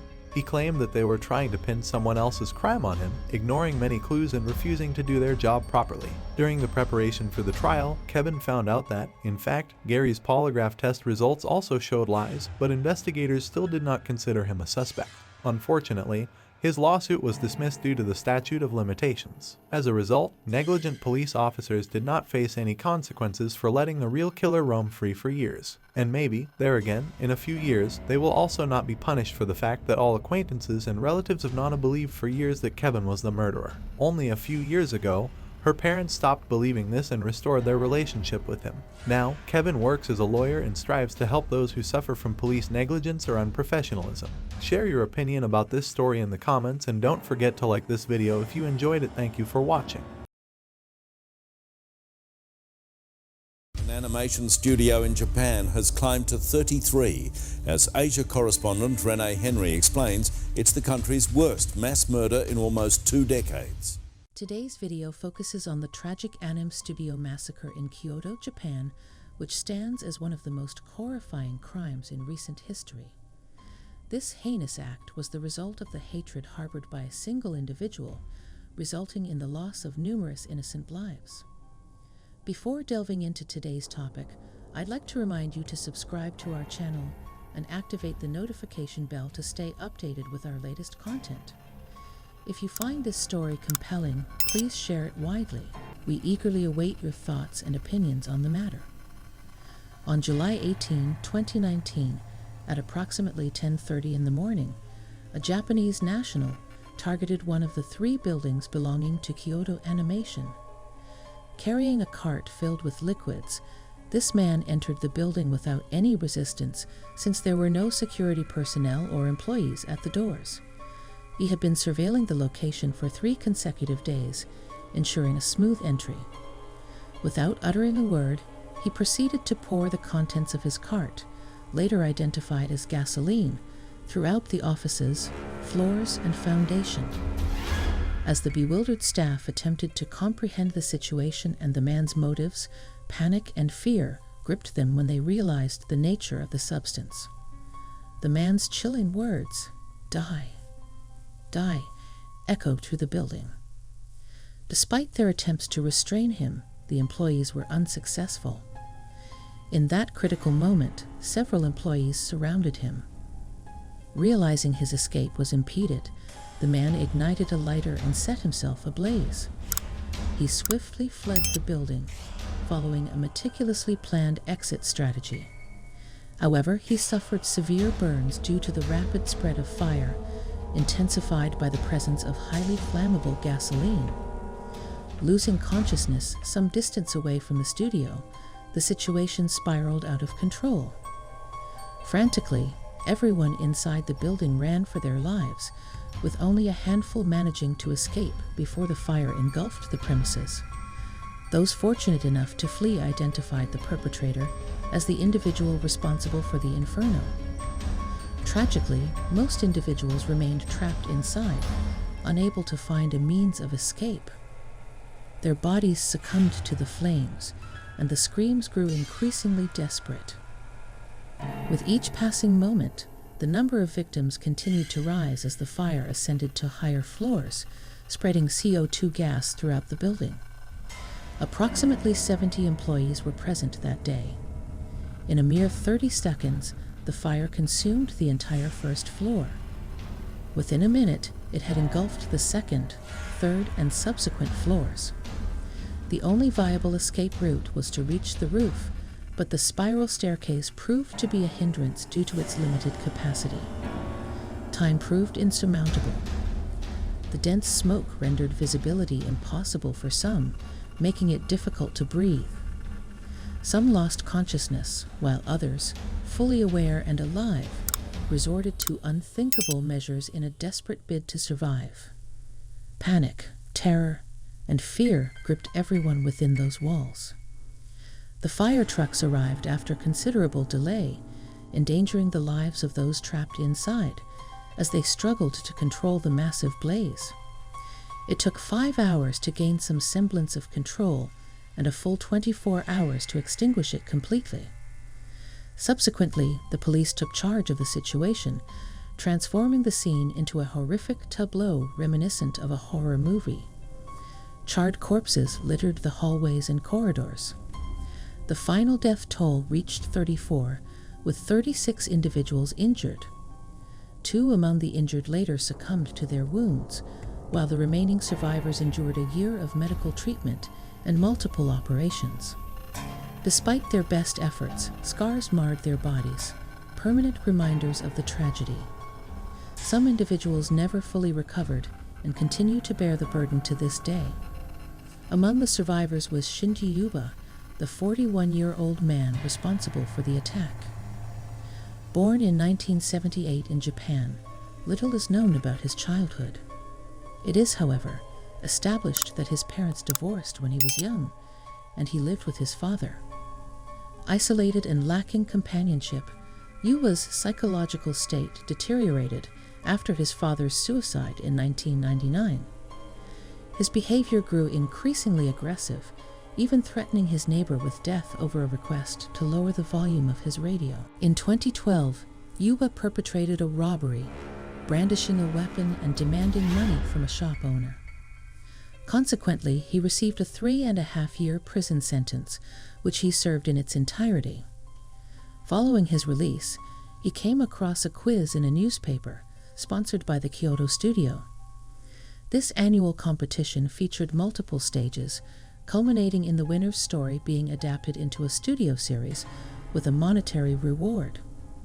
Intrigued, Yuba applied for the contest but was rejected during the initial stage.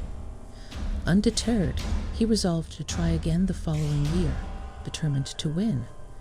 He submitted his story to the studio, only to face rejection once more. Disillusioned and frustrated, Yuba contemplated giving up. However, toward the end of 2018, while watching a series produced by the same company, he became convinced that his ideas had been plagiarized. The company vehemently denied any wrongdoing, dismissing his claims as baseless.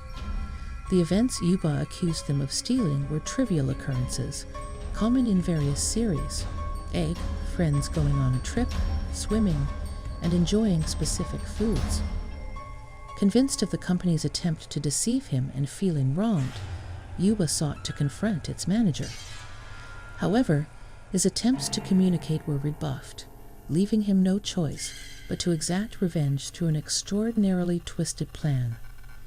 Yuba began hacking into the email accounts of numerous employees associated with the company, sending death threats over an extended period. Although the company took precautions and stationed police officers at the building entrances and exits, they were withdrawn once the threats ceased. Yuba had cleverly employed an unbreakable code, concealing his identity as the sender. During this lull, he meticulously planned and executed the criminal act that led to the tragic incident. After 2 months in a coma, Yuba emerged and underwent numerous skin grafts.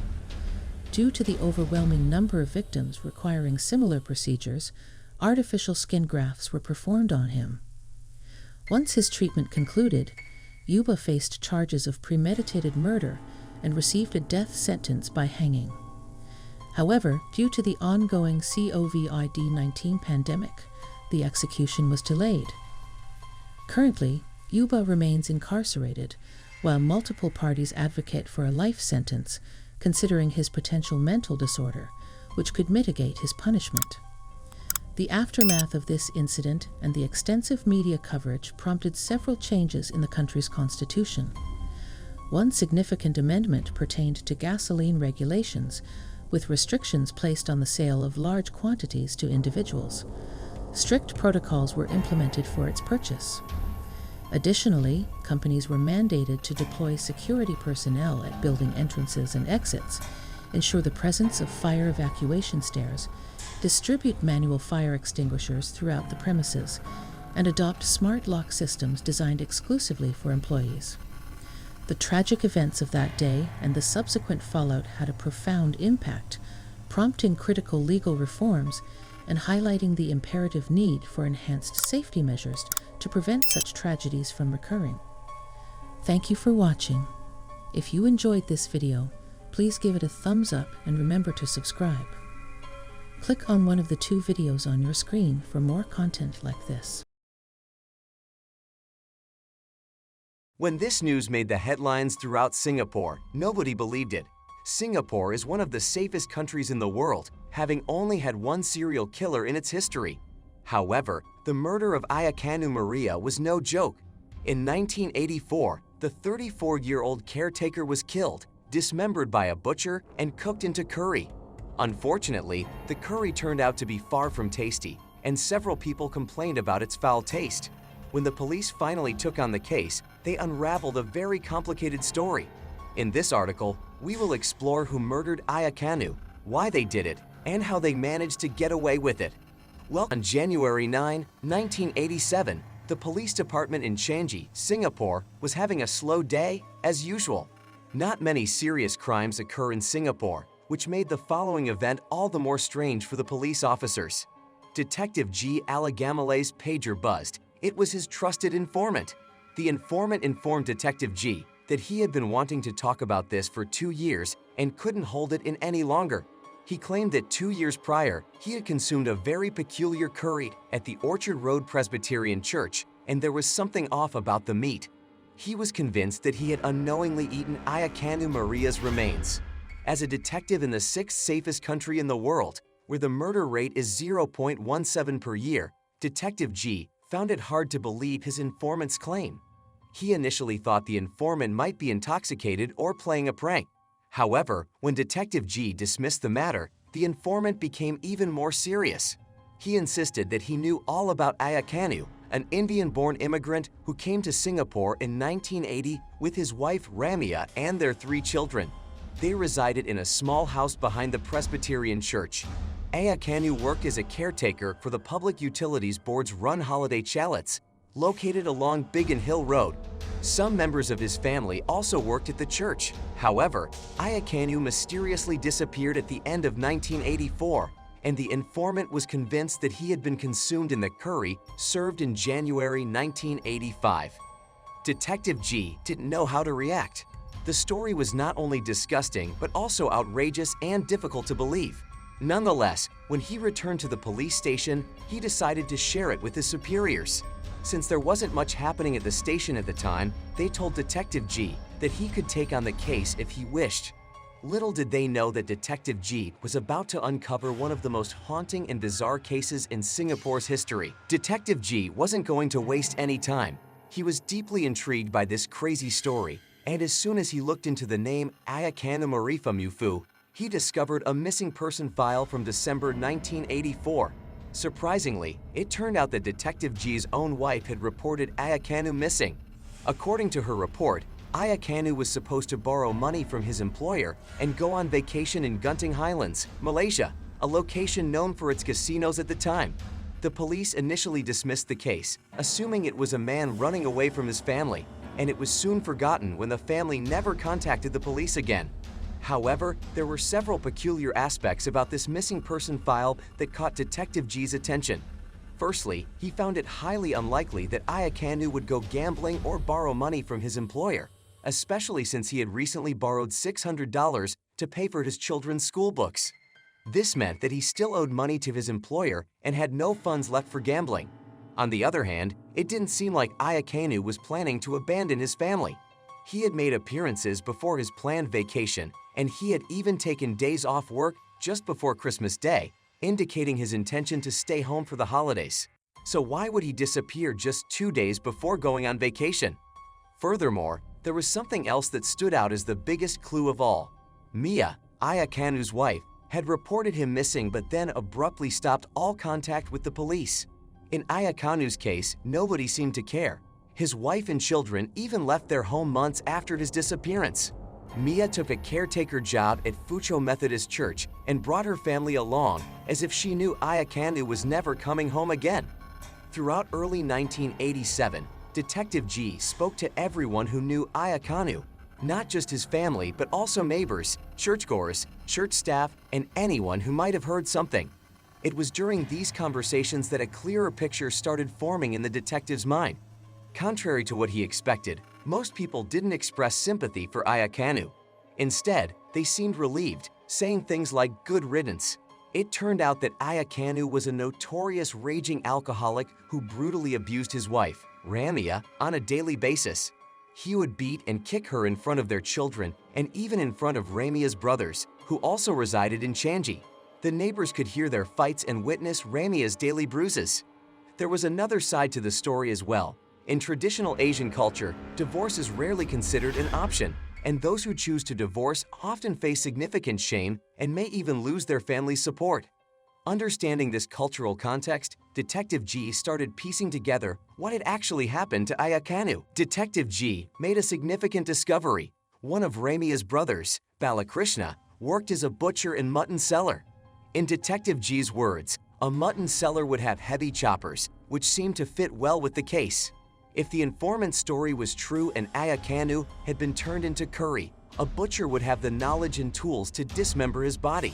However, Detective G had a hunch that there were more individuals involved, and he wanted to gather all the names before making any moves.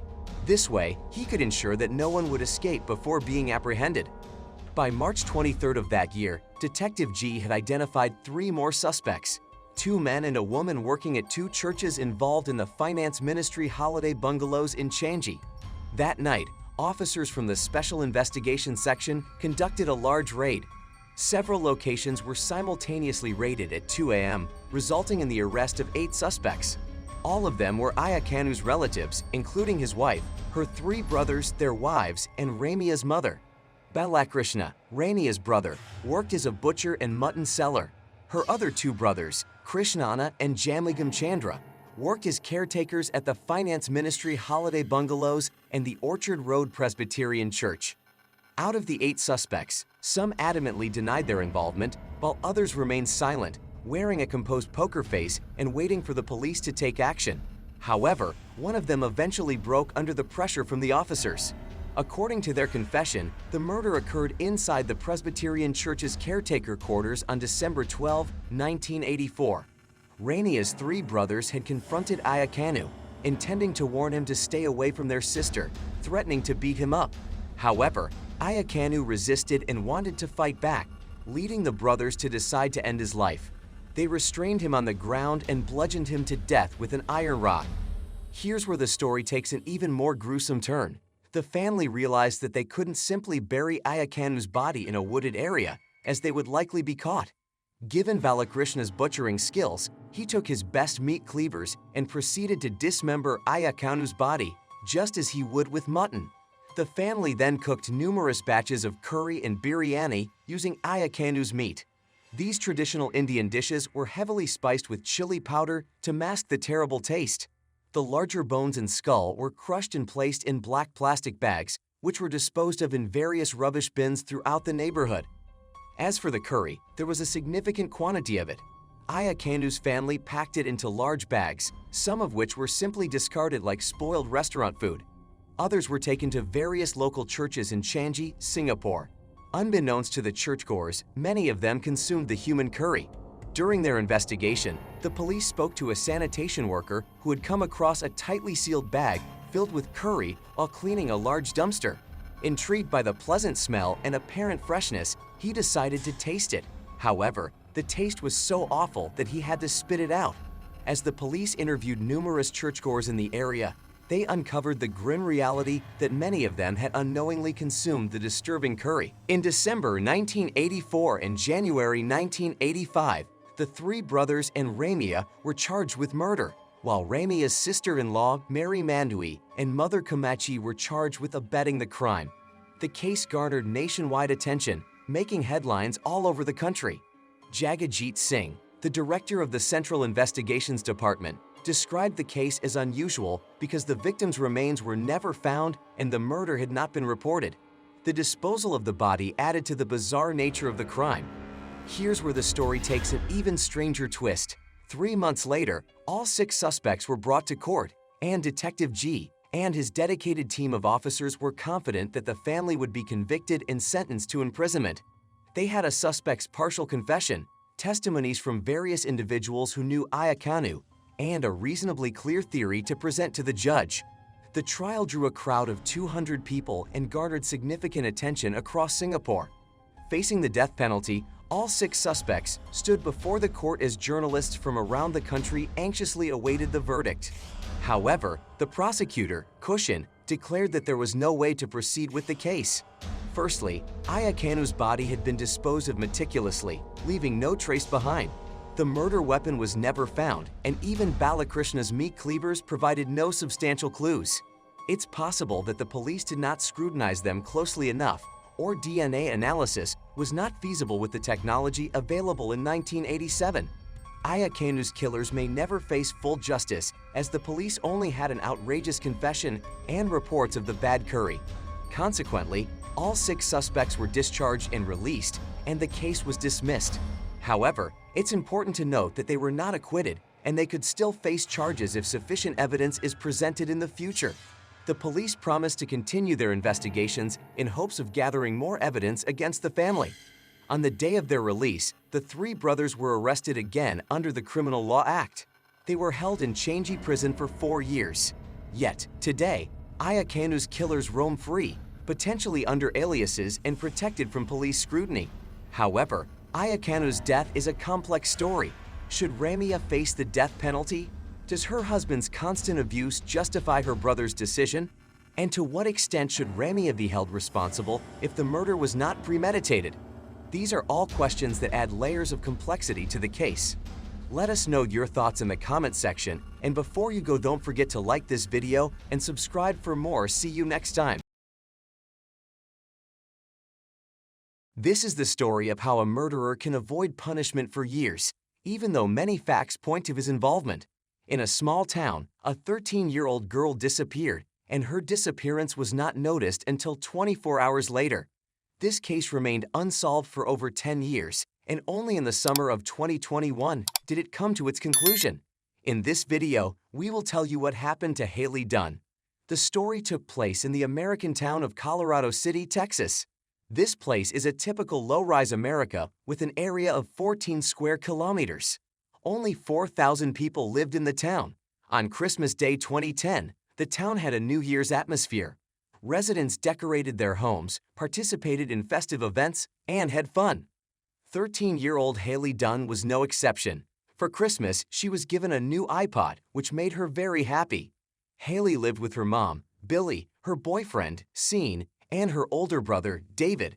Her mother divorced her own father, named Clint, when the girl was 10 years old. However, they never stopped communicating. In fact, her father lived literally across the street from Haley's house, so they saw each other almost every day. The girl was very close to her father and tried to spend time with him as often as possible. Family and friends described the girl as cheerful, funny, and energetic. She was a member of her school's cheerleading team, participated in athletics, and played the saxophone. Haley was also on 3 sports teams. On December 26, the girl spent most of Christmas at her father's house, unwrapping presents. Afterwards, she came home, played video games, and went to bed. The next day, her stepfather and mother went to work as usual. Billy left her cell phone at home so the children could contact her. Before she left, she peeked into her daughter's bedroom while she was still asleep. Sean was working in another town, which was about a half-hour drive away. According to him, he had an argument with his boss that day, which resulted in him being fired and leaving work just 10 minutes after he arrived. He then drove to his mother's house, spent some time there, and returned to Colorado City about 3 p.m. in the evening. Sean went to pick up Billy from work, and when they arrived home, Billy noticed that her daughter wasn't home. Sean told her that the girl had gone into his room that afternoon and told him that she was going to her father's house. After that, she planned to go to a friend's house and spend the night. Haley often stayed overnight at her friends' houses, so her mother took this information calmly. Small towns like this often have the illusion of safety, so parents are less worried that something might happen to their child. The next day, December 28th, Haley never came home. Billy decided to call the parents of a friend at whose house her daughter was supposed to spend the night. To her mother's surprise, they weren't even aware that Haley had planned to spend the night at their house. She hadn't shown up. It was further revealed that the girl hadn't even stopped by her father's house. Then, Billy got worried and decided to ask her neighbors if they had seen her daughter. She went door to door, and no one had seen the girl that day. Around 2 p.m., Billy went to the police, but they decided to take the easiest route. The police's main theory was that she had run away from home, which initially hindered the investigation. A voluntary escape is not investigated on the same level as a missing minor. They searched Billy and Clint's homes and brought search dogs to the scene. The next day, they picked up Haley's trail from the house to a local motel. It was very strange that none of the motel employees had seen this girl. She wasn't captured on any security cameras, and a full search of the building yielded no results. Trained dogs pointed to a motel, but the girl apparently never showed up there. As news of Haley's disappearance spread through the city, dozens of concerned people joined the search. Some looked around the area while others printed and handed out flyers. Here we come to another strange moment. Clint, the girl's own father, practically never left the street. He looked in every corner, every possible nook and cranny, even looked in dumpsters. According to him, he just couldn't sit at home and wait. Meanwhile, Billy and Sean were not so enthusiastic. The mother handed out flyers but refused to go around the neighborhood looking for her daughter. She explained that searching gave her the impression that they were already looking for her body and that there was no chance of finding the girl alive. As for Sean, he took absolutely no part. But that's not the strangest thing either. On December 31, 4 days after the girl went missing, Billy and Sean threw a New Year's Eve party. They had friends over, listening to music, drinking and partying, a behavior exhibited by a mother whose daughter had disappeared without a trace seemed simply absurd. On January 3, a week after Haley's disappearance, the police finally declared her missing officially. This declaration allowed more serious agencies, such as the FBI and the Texas Rangers, to get involved. Representatives from these agencies arrived in Colorado City and began their investigation. Meanwhile, volunteers continued to calm the area, and over 100 billboards were posted throughout Texas and beyond, seeking information about the missing girl. Detectives completely ruled out the possibility of Haley escaping. Firstly, they couldn't find a reason why Haley would choose to take such a step. The day before her disappearance, she had been in a fine mood, and throughout the rest of the time, she showed no signs of a tendency to run away. Secondly, all of her belongings were left behind in her room. If she had decided to run away, she would have taken something with her. The detectives quickly realized they needed to take a closer look at Billy and Sean. Their passive attitude towards the girl's search and the New Year's Eve party raised serious questions about their concern for Haley. Further investigation revealed that on December 27, the same day Haley allegedly spent the night at a friend's house, Sean and Billy had withdrawn $140 from their bank cards. They admitted using the money to purchase illegal substances, which they consumed that evening while their children were away from home. On January 6, the police reported that Billy and Sean had been questioned using a polygraph. The results were very interesting. Billy failed on 2 attempts, the first while under the influence of substances, and the second result showed her lying. Sean also failed 2 interrogations and walked away before finishing the 3rd round of questioning. Following this, Billy suspected Sean's involvement in her daughter's disappearance and demanded that he move out of her home. On January 12, the police officially announced that Sean was being treated as a suspect. Several facts contributed to this decision. Firstly, it became known that Sean and Billy's relationship had been strained, with Sean having previously threatened both Billy and her daughter with violence during arguments. Secondly, among Sean's belongings, numerous sheets containing information about serial killers were found. It later emerged that both Sean and Billy had taken an interest in similar topics.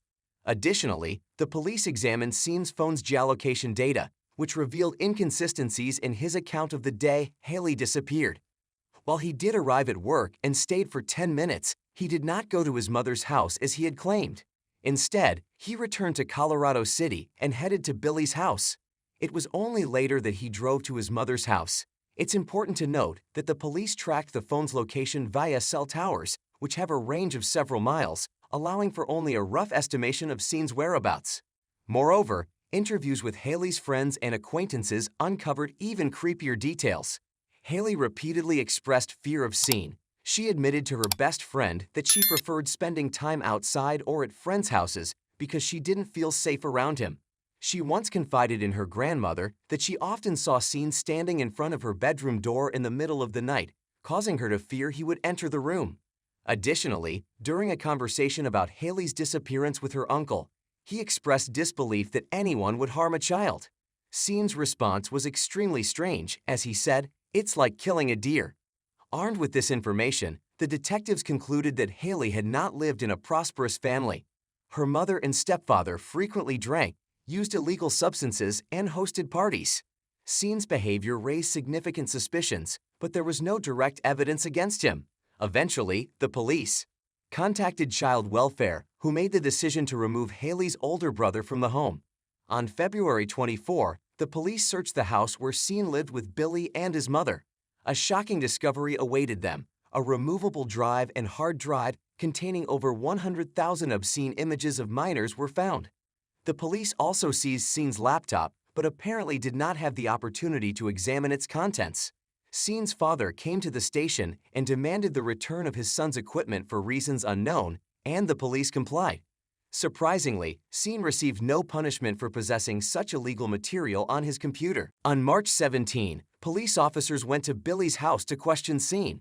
Although a woman initially claimed he wasn't home, the officer presented a prearranged warrant and entered the premises, discovering Seen hiding inside.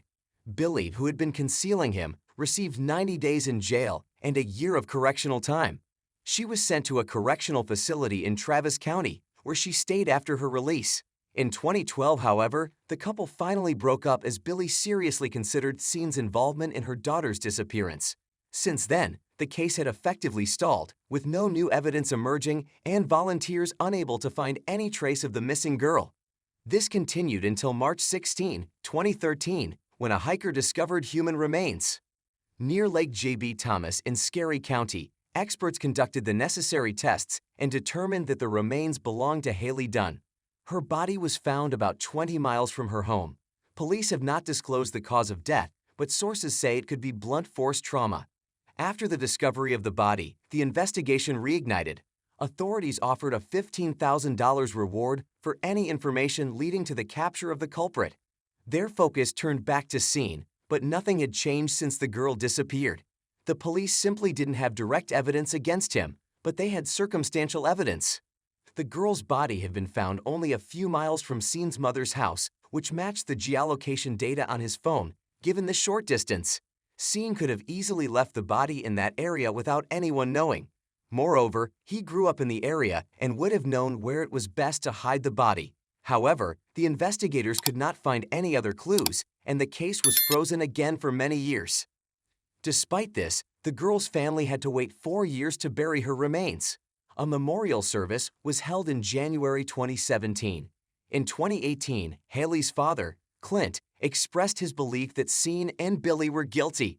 According to his version, Seen's mother either helped cover up the truth or was directly involved in the murder. That same year, Clint began giving numerous interviews and actively publicizing the case. He stated that in the early years of the investigation, he tried not to pester the police with constant questions, but his patience had run out. The detectives did little to investigate, and his last hope was to spread the word widely in an effort to bring the perpetrators to justice.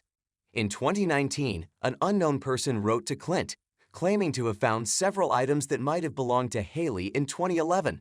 At that time, the person was in high school and was unaware of the missing girl, so they didn't report their findings to the police.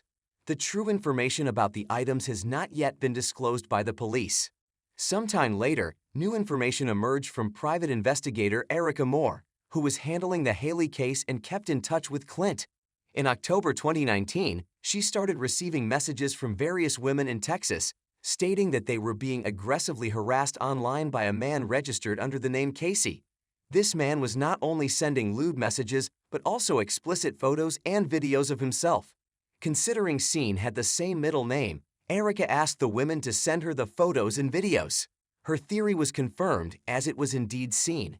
Erica persuaded one woman to go to the police station and file a report on Seen, but they refused to press charges and even accused the woman of falsifying the facts.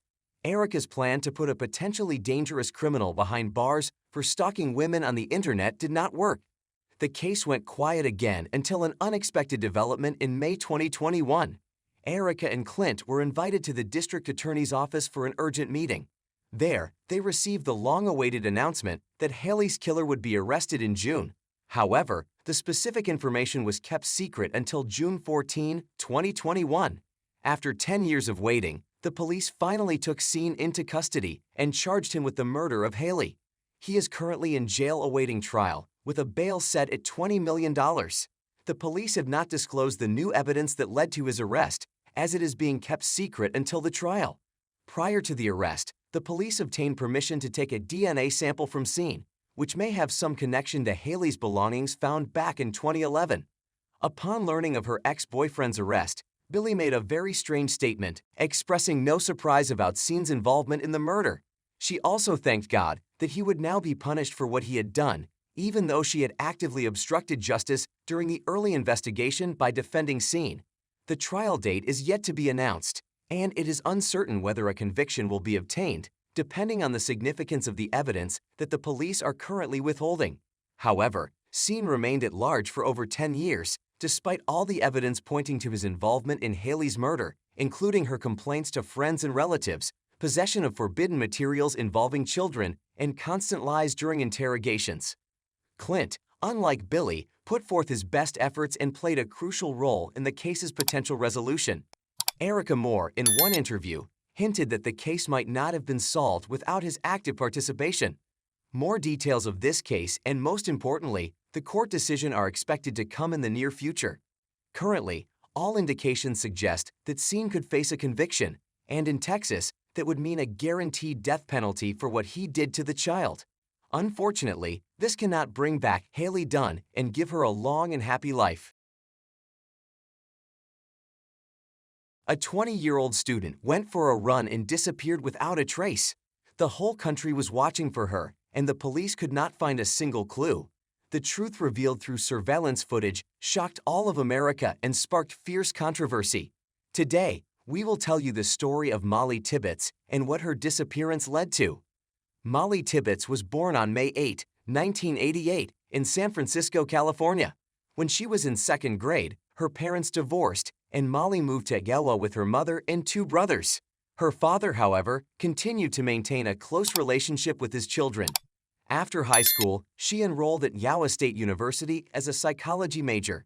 In her spare time, she worked at a day camp at the Regional Medical Center. She had an active lifestyle, played sports, and had many friends. She spent the summer of 2018 in a tiny town called Brooklyn, which is also in Iowa. It is barely over 3 kilometers in size and only has 1,400 people living there. It would seem that in such a quiet place where everyone knows each other, nothing terrible could happen. On July 18, 2018, Molly was going for a run. She was living in Brooklyn with her boyfriend, Dalton Jack, at his brother's house. On the evening of that day, she was in the house alone. Her boyfriend was away at work in another town 210 kilometers from Brooklyn. Molly sent him a picture on Snapchat and went out for a run at about 7:30 p.m. The next day, Molly was supposed to go to work, but she never showed up. This seriously disturbed her family and boyfriend. They all knew that the girl was extremely responsible and never missed work without warning. In addition, she did not respond to calls and messages. As a result, the parents decided to contact the police, who began a search for Molly. From the early days, the case began to attract increased attention across America. As for the residents of Brooklyn, the disappearance of a young girl was a real shock. Nothing like this had ever happened in this quiet town before. People had never locked their doors and were sure of their own safety. Molly's father, Rob Tibbetts, came to Brooklyn from San Francisco and took an active part in the search. He handed out flyers with her photographs, questioned people, and tried in every way to help the investigation. The parents did not give up hope until the very last moment that their daughter would be found alive and unharmed. 3 agencies got involved in the search for the girl: the Iowa Division of Criminal Investigation, the Federal Bureau of Investigation, and the Poweshiek County Police Department. Together, they worked on more than 2,000 leads and interviewed about 500 people.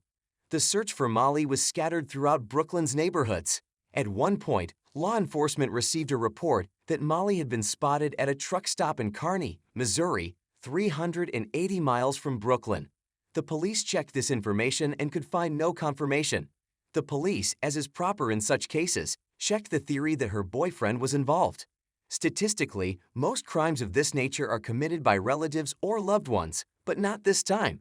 The boyfriend's alibi was ironclad. He really was in another city and physically couldn't have been in Brooklyn that night. Time passed, and the search for Molly yielded no results. The Criminal Investigation Division announced a cash reward for any information leading to the girl's return alive and unharmed. The amount grew steadily and eventually reached $366,000. This was a very substantial amount of money, even by U.S. standards, and for the state of Iowa, the reward was a record. At one point, the police said they were narrowing the search for Molly to a few locations around Brooklyn, her boyfriend's house, several local farms, a gas station, a truck stop, and a car wash. But none of it helped to locate Molly. The police received hundreds of leads, each of which led to a dead end. There was one episode, however, that struck me as odd. The owner of one of the pig farms where the police concentrated their search was extremely reluctant to contact law enforcement. He denied any involvement in Molly's disappearance, but refused to take a polygraph examination. All this made him an excellent candidate for the role of suspect, but there was no evidence against him. This meant that the police could neither interrogate the man nor search his farm. The police tried to find some connection between the farmer and Molly's disappearance, but they were unsuccessful, at least at that time. However, everything changed on August 21st. A few days earlier, a law enforcement source told reporters that the police had found the body of a young white woman. Of course, everyone immediately assumed it was Molly, and they were right. On August 21st, the police issued an official statement. Molly Tibbetts' body was found in Poweshiek County, where Brooklyn was located. The parents identified their daughter, and the investigators immediately noticed she was missing two items she always took with her: a smartphone and a fitness bracelet. Soon, the medical examiner made an official conclusion. The girl was attacked by several blows with a sharp object. This further shocked the residents of Brooklyn. They all knew each other and could not even think that there was a violent criminal among them. The newspapers also broke the story, making the whole of America talk about it. The solution to this gruesome crime was, nor did the police have much hope in the case, given the complete lack of evidence. No one believed that the girl and child could be found. Compounding the situation was the fact that crucial time for the search had been lost in the first few days. 24 years had passed. Mark had started a new family and he had two daughters. He had long ago stopped believing that he would one day see Charlotte and Mark alive. But in 2001, the case took a new turn. Charlotte's daughter from her first marriage, Jennifer, flew to Hawaii and went to the police station. She convinced them to reopen the case of her mother's disappearance. The detectives agreed, put Charlotte and Mark's information into the missing persons database, and created a computer portrait of Mark growing up based on his childhood photo. The first thing the detectives decided to do was to interrogate Mark because his behavior in the early stages of the investigation seemed strange to them. There was no mention in the old documents that the man had called the police station by phone 2 days after the girl and child disappeared. It said he did not come to the police station until 3 weeks later. This led detectives to believe that Mark may have been involved in their disappearance. Even though 24 years had passed since then, the police tried to find any witnesses who lived near Mark and Charlotte's home. Of course, most of the residents had already changed, but the detectives were lucky enough to find one senior citizen who had lived there back then. He remembered Mark and Charlotte and told the detectives an interesting fact. According to the pensioner, the couple often quarreled, and he heard them shouting. The detectives then decided that the case was getting close to a solution, and Mark was indeed guilty. He was called in for questioning and told about the witness who had heard his regular arguments with Charlotte. Mark did not deny that there had indeed been verbal altercations between them. He also asked to see a married couple who would never fight. Detectives tried with all their might to prove his guilt and offered Mark to voluntarily undergo an interrogation with a polygraph. The results were ambiguous. The specialist who read the testimony could not give a clear answer whether the man was guilty or not. A polygraph is inherently an overrated instrument. It is not physically capable of showing whether a suspect is lying or not. Dozens of factors can affect its results, which can be mistaken for the truth and vice versa. If an innocent person is very nervous during an interrogation or withholds completely different information that is relevant to the questions, the polygraph can make him out to be a liar. In Mark's case, the polygraph was of no use either. But the detectives decided to approach it from a different angle. They obtained a warrant to examine the house where Charlotte and Mark lived in 1977. What interested them the most was the terrace built shortly after the girl and child went missing. They speculated that Charlotte might not have gone anywhere that day, but might have been hurt by her husband in another quarrel and ended up in the ground under the terrace. It is not clear how the police imagined the events of that day and how an infant fits into the story, but they had no other versions. Forensics dug through the backyard and examined the terrace, but they were unable to find any trace of anyone's remains there. It is not known if they compensated the new owners of the house for the 2 days of digging in the backyard. The detectives admitted they had nothing else to work with and set the case aside again. As a last resort, they took DNA samples from Jennifer and Mark, hoping it would someday help. The case went into a long drawer again for a full 10 years. But after that time came the grand finale to this whole tangled story. Steve Carter, 35, of Philadelphia, had wondered about his past from an early age. He grew up in an orphanage, and at the age of 4, he was adopted by a wealthy New Jersey couple. The U.S. Army officer and his wife loved the baby and cared for him as their own. Steve also loved his foster parents, but he always wondered how he ended up in the orphanage. In 2011, he stumbled upon an internet article that told the amazing story of Caroline White, who had been kidnapped from the hospital when she was just 19 days old. Decades later, Caroline was browsing missing children's websites and found her childhood photo there. She realized with horror that it was her current parents who had kidnapped her from the hospital. Steve Carter was inspired by the story and began researching the same sites.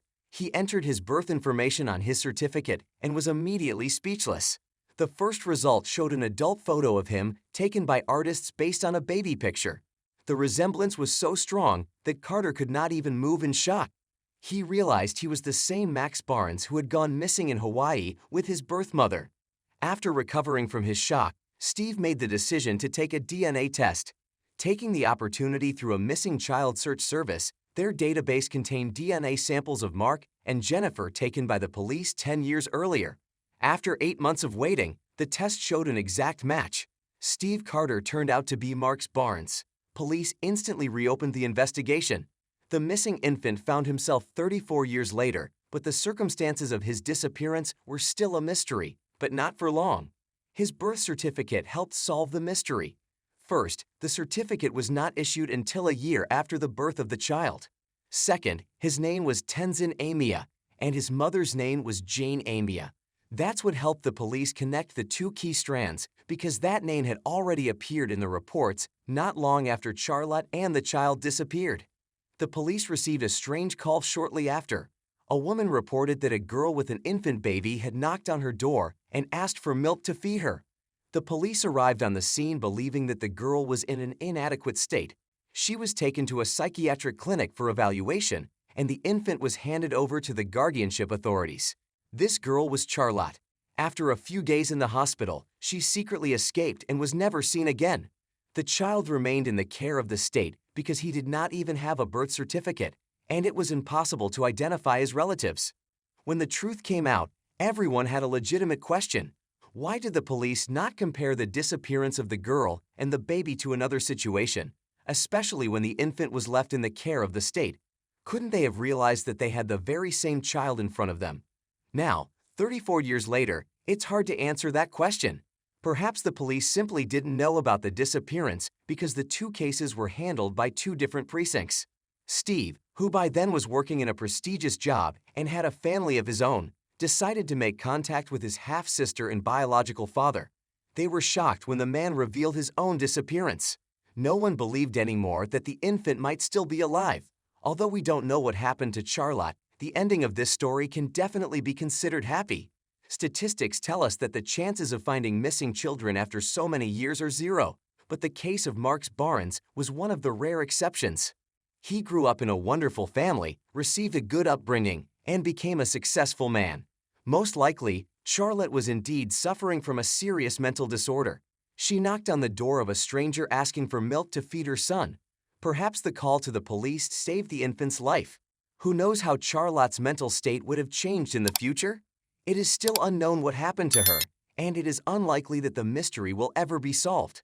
Considering that she never tried to contact her husband or find her son, the woman could have died a short time after escaping from the asylum. Perhaps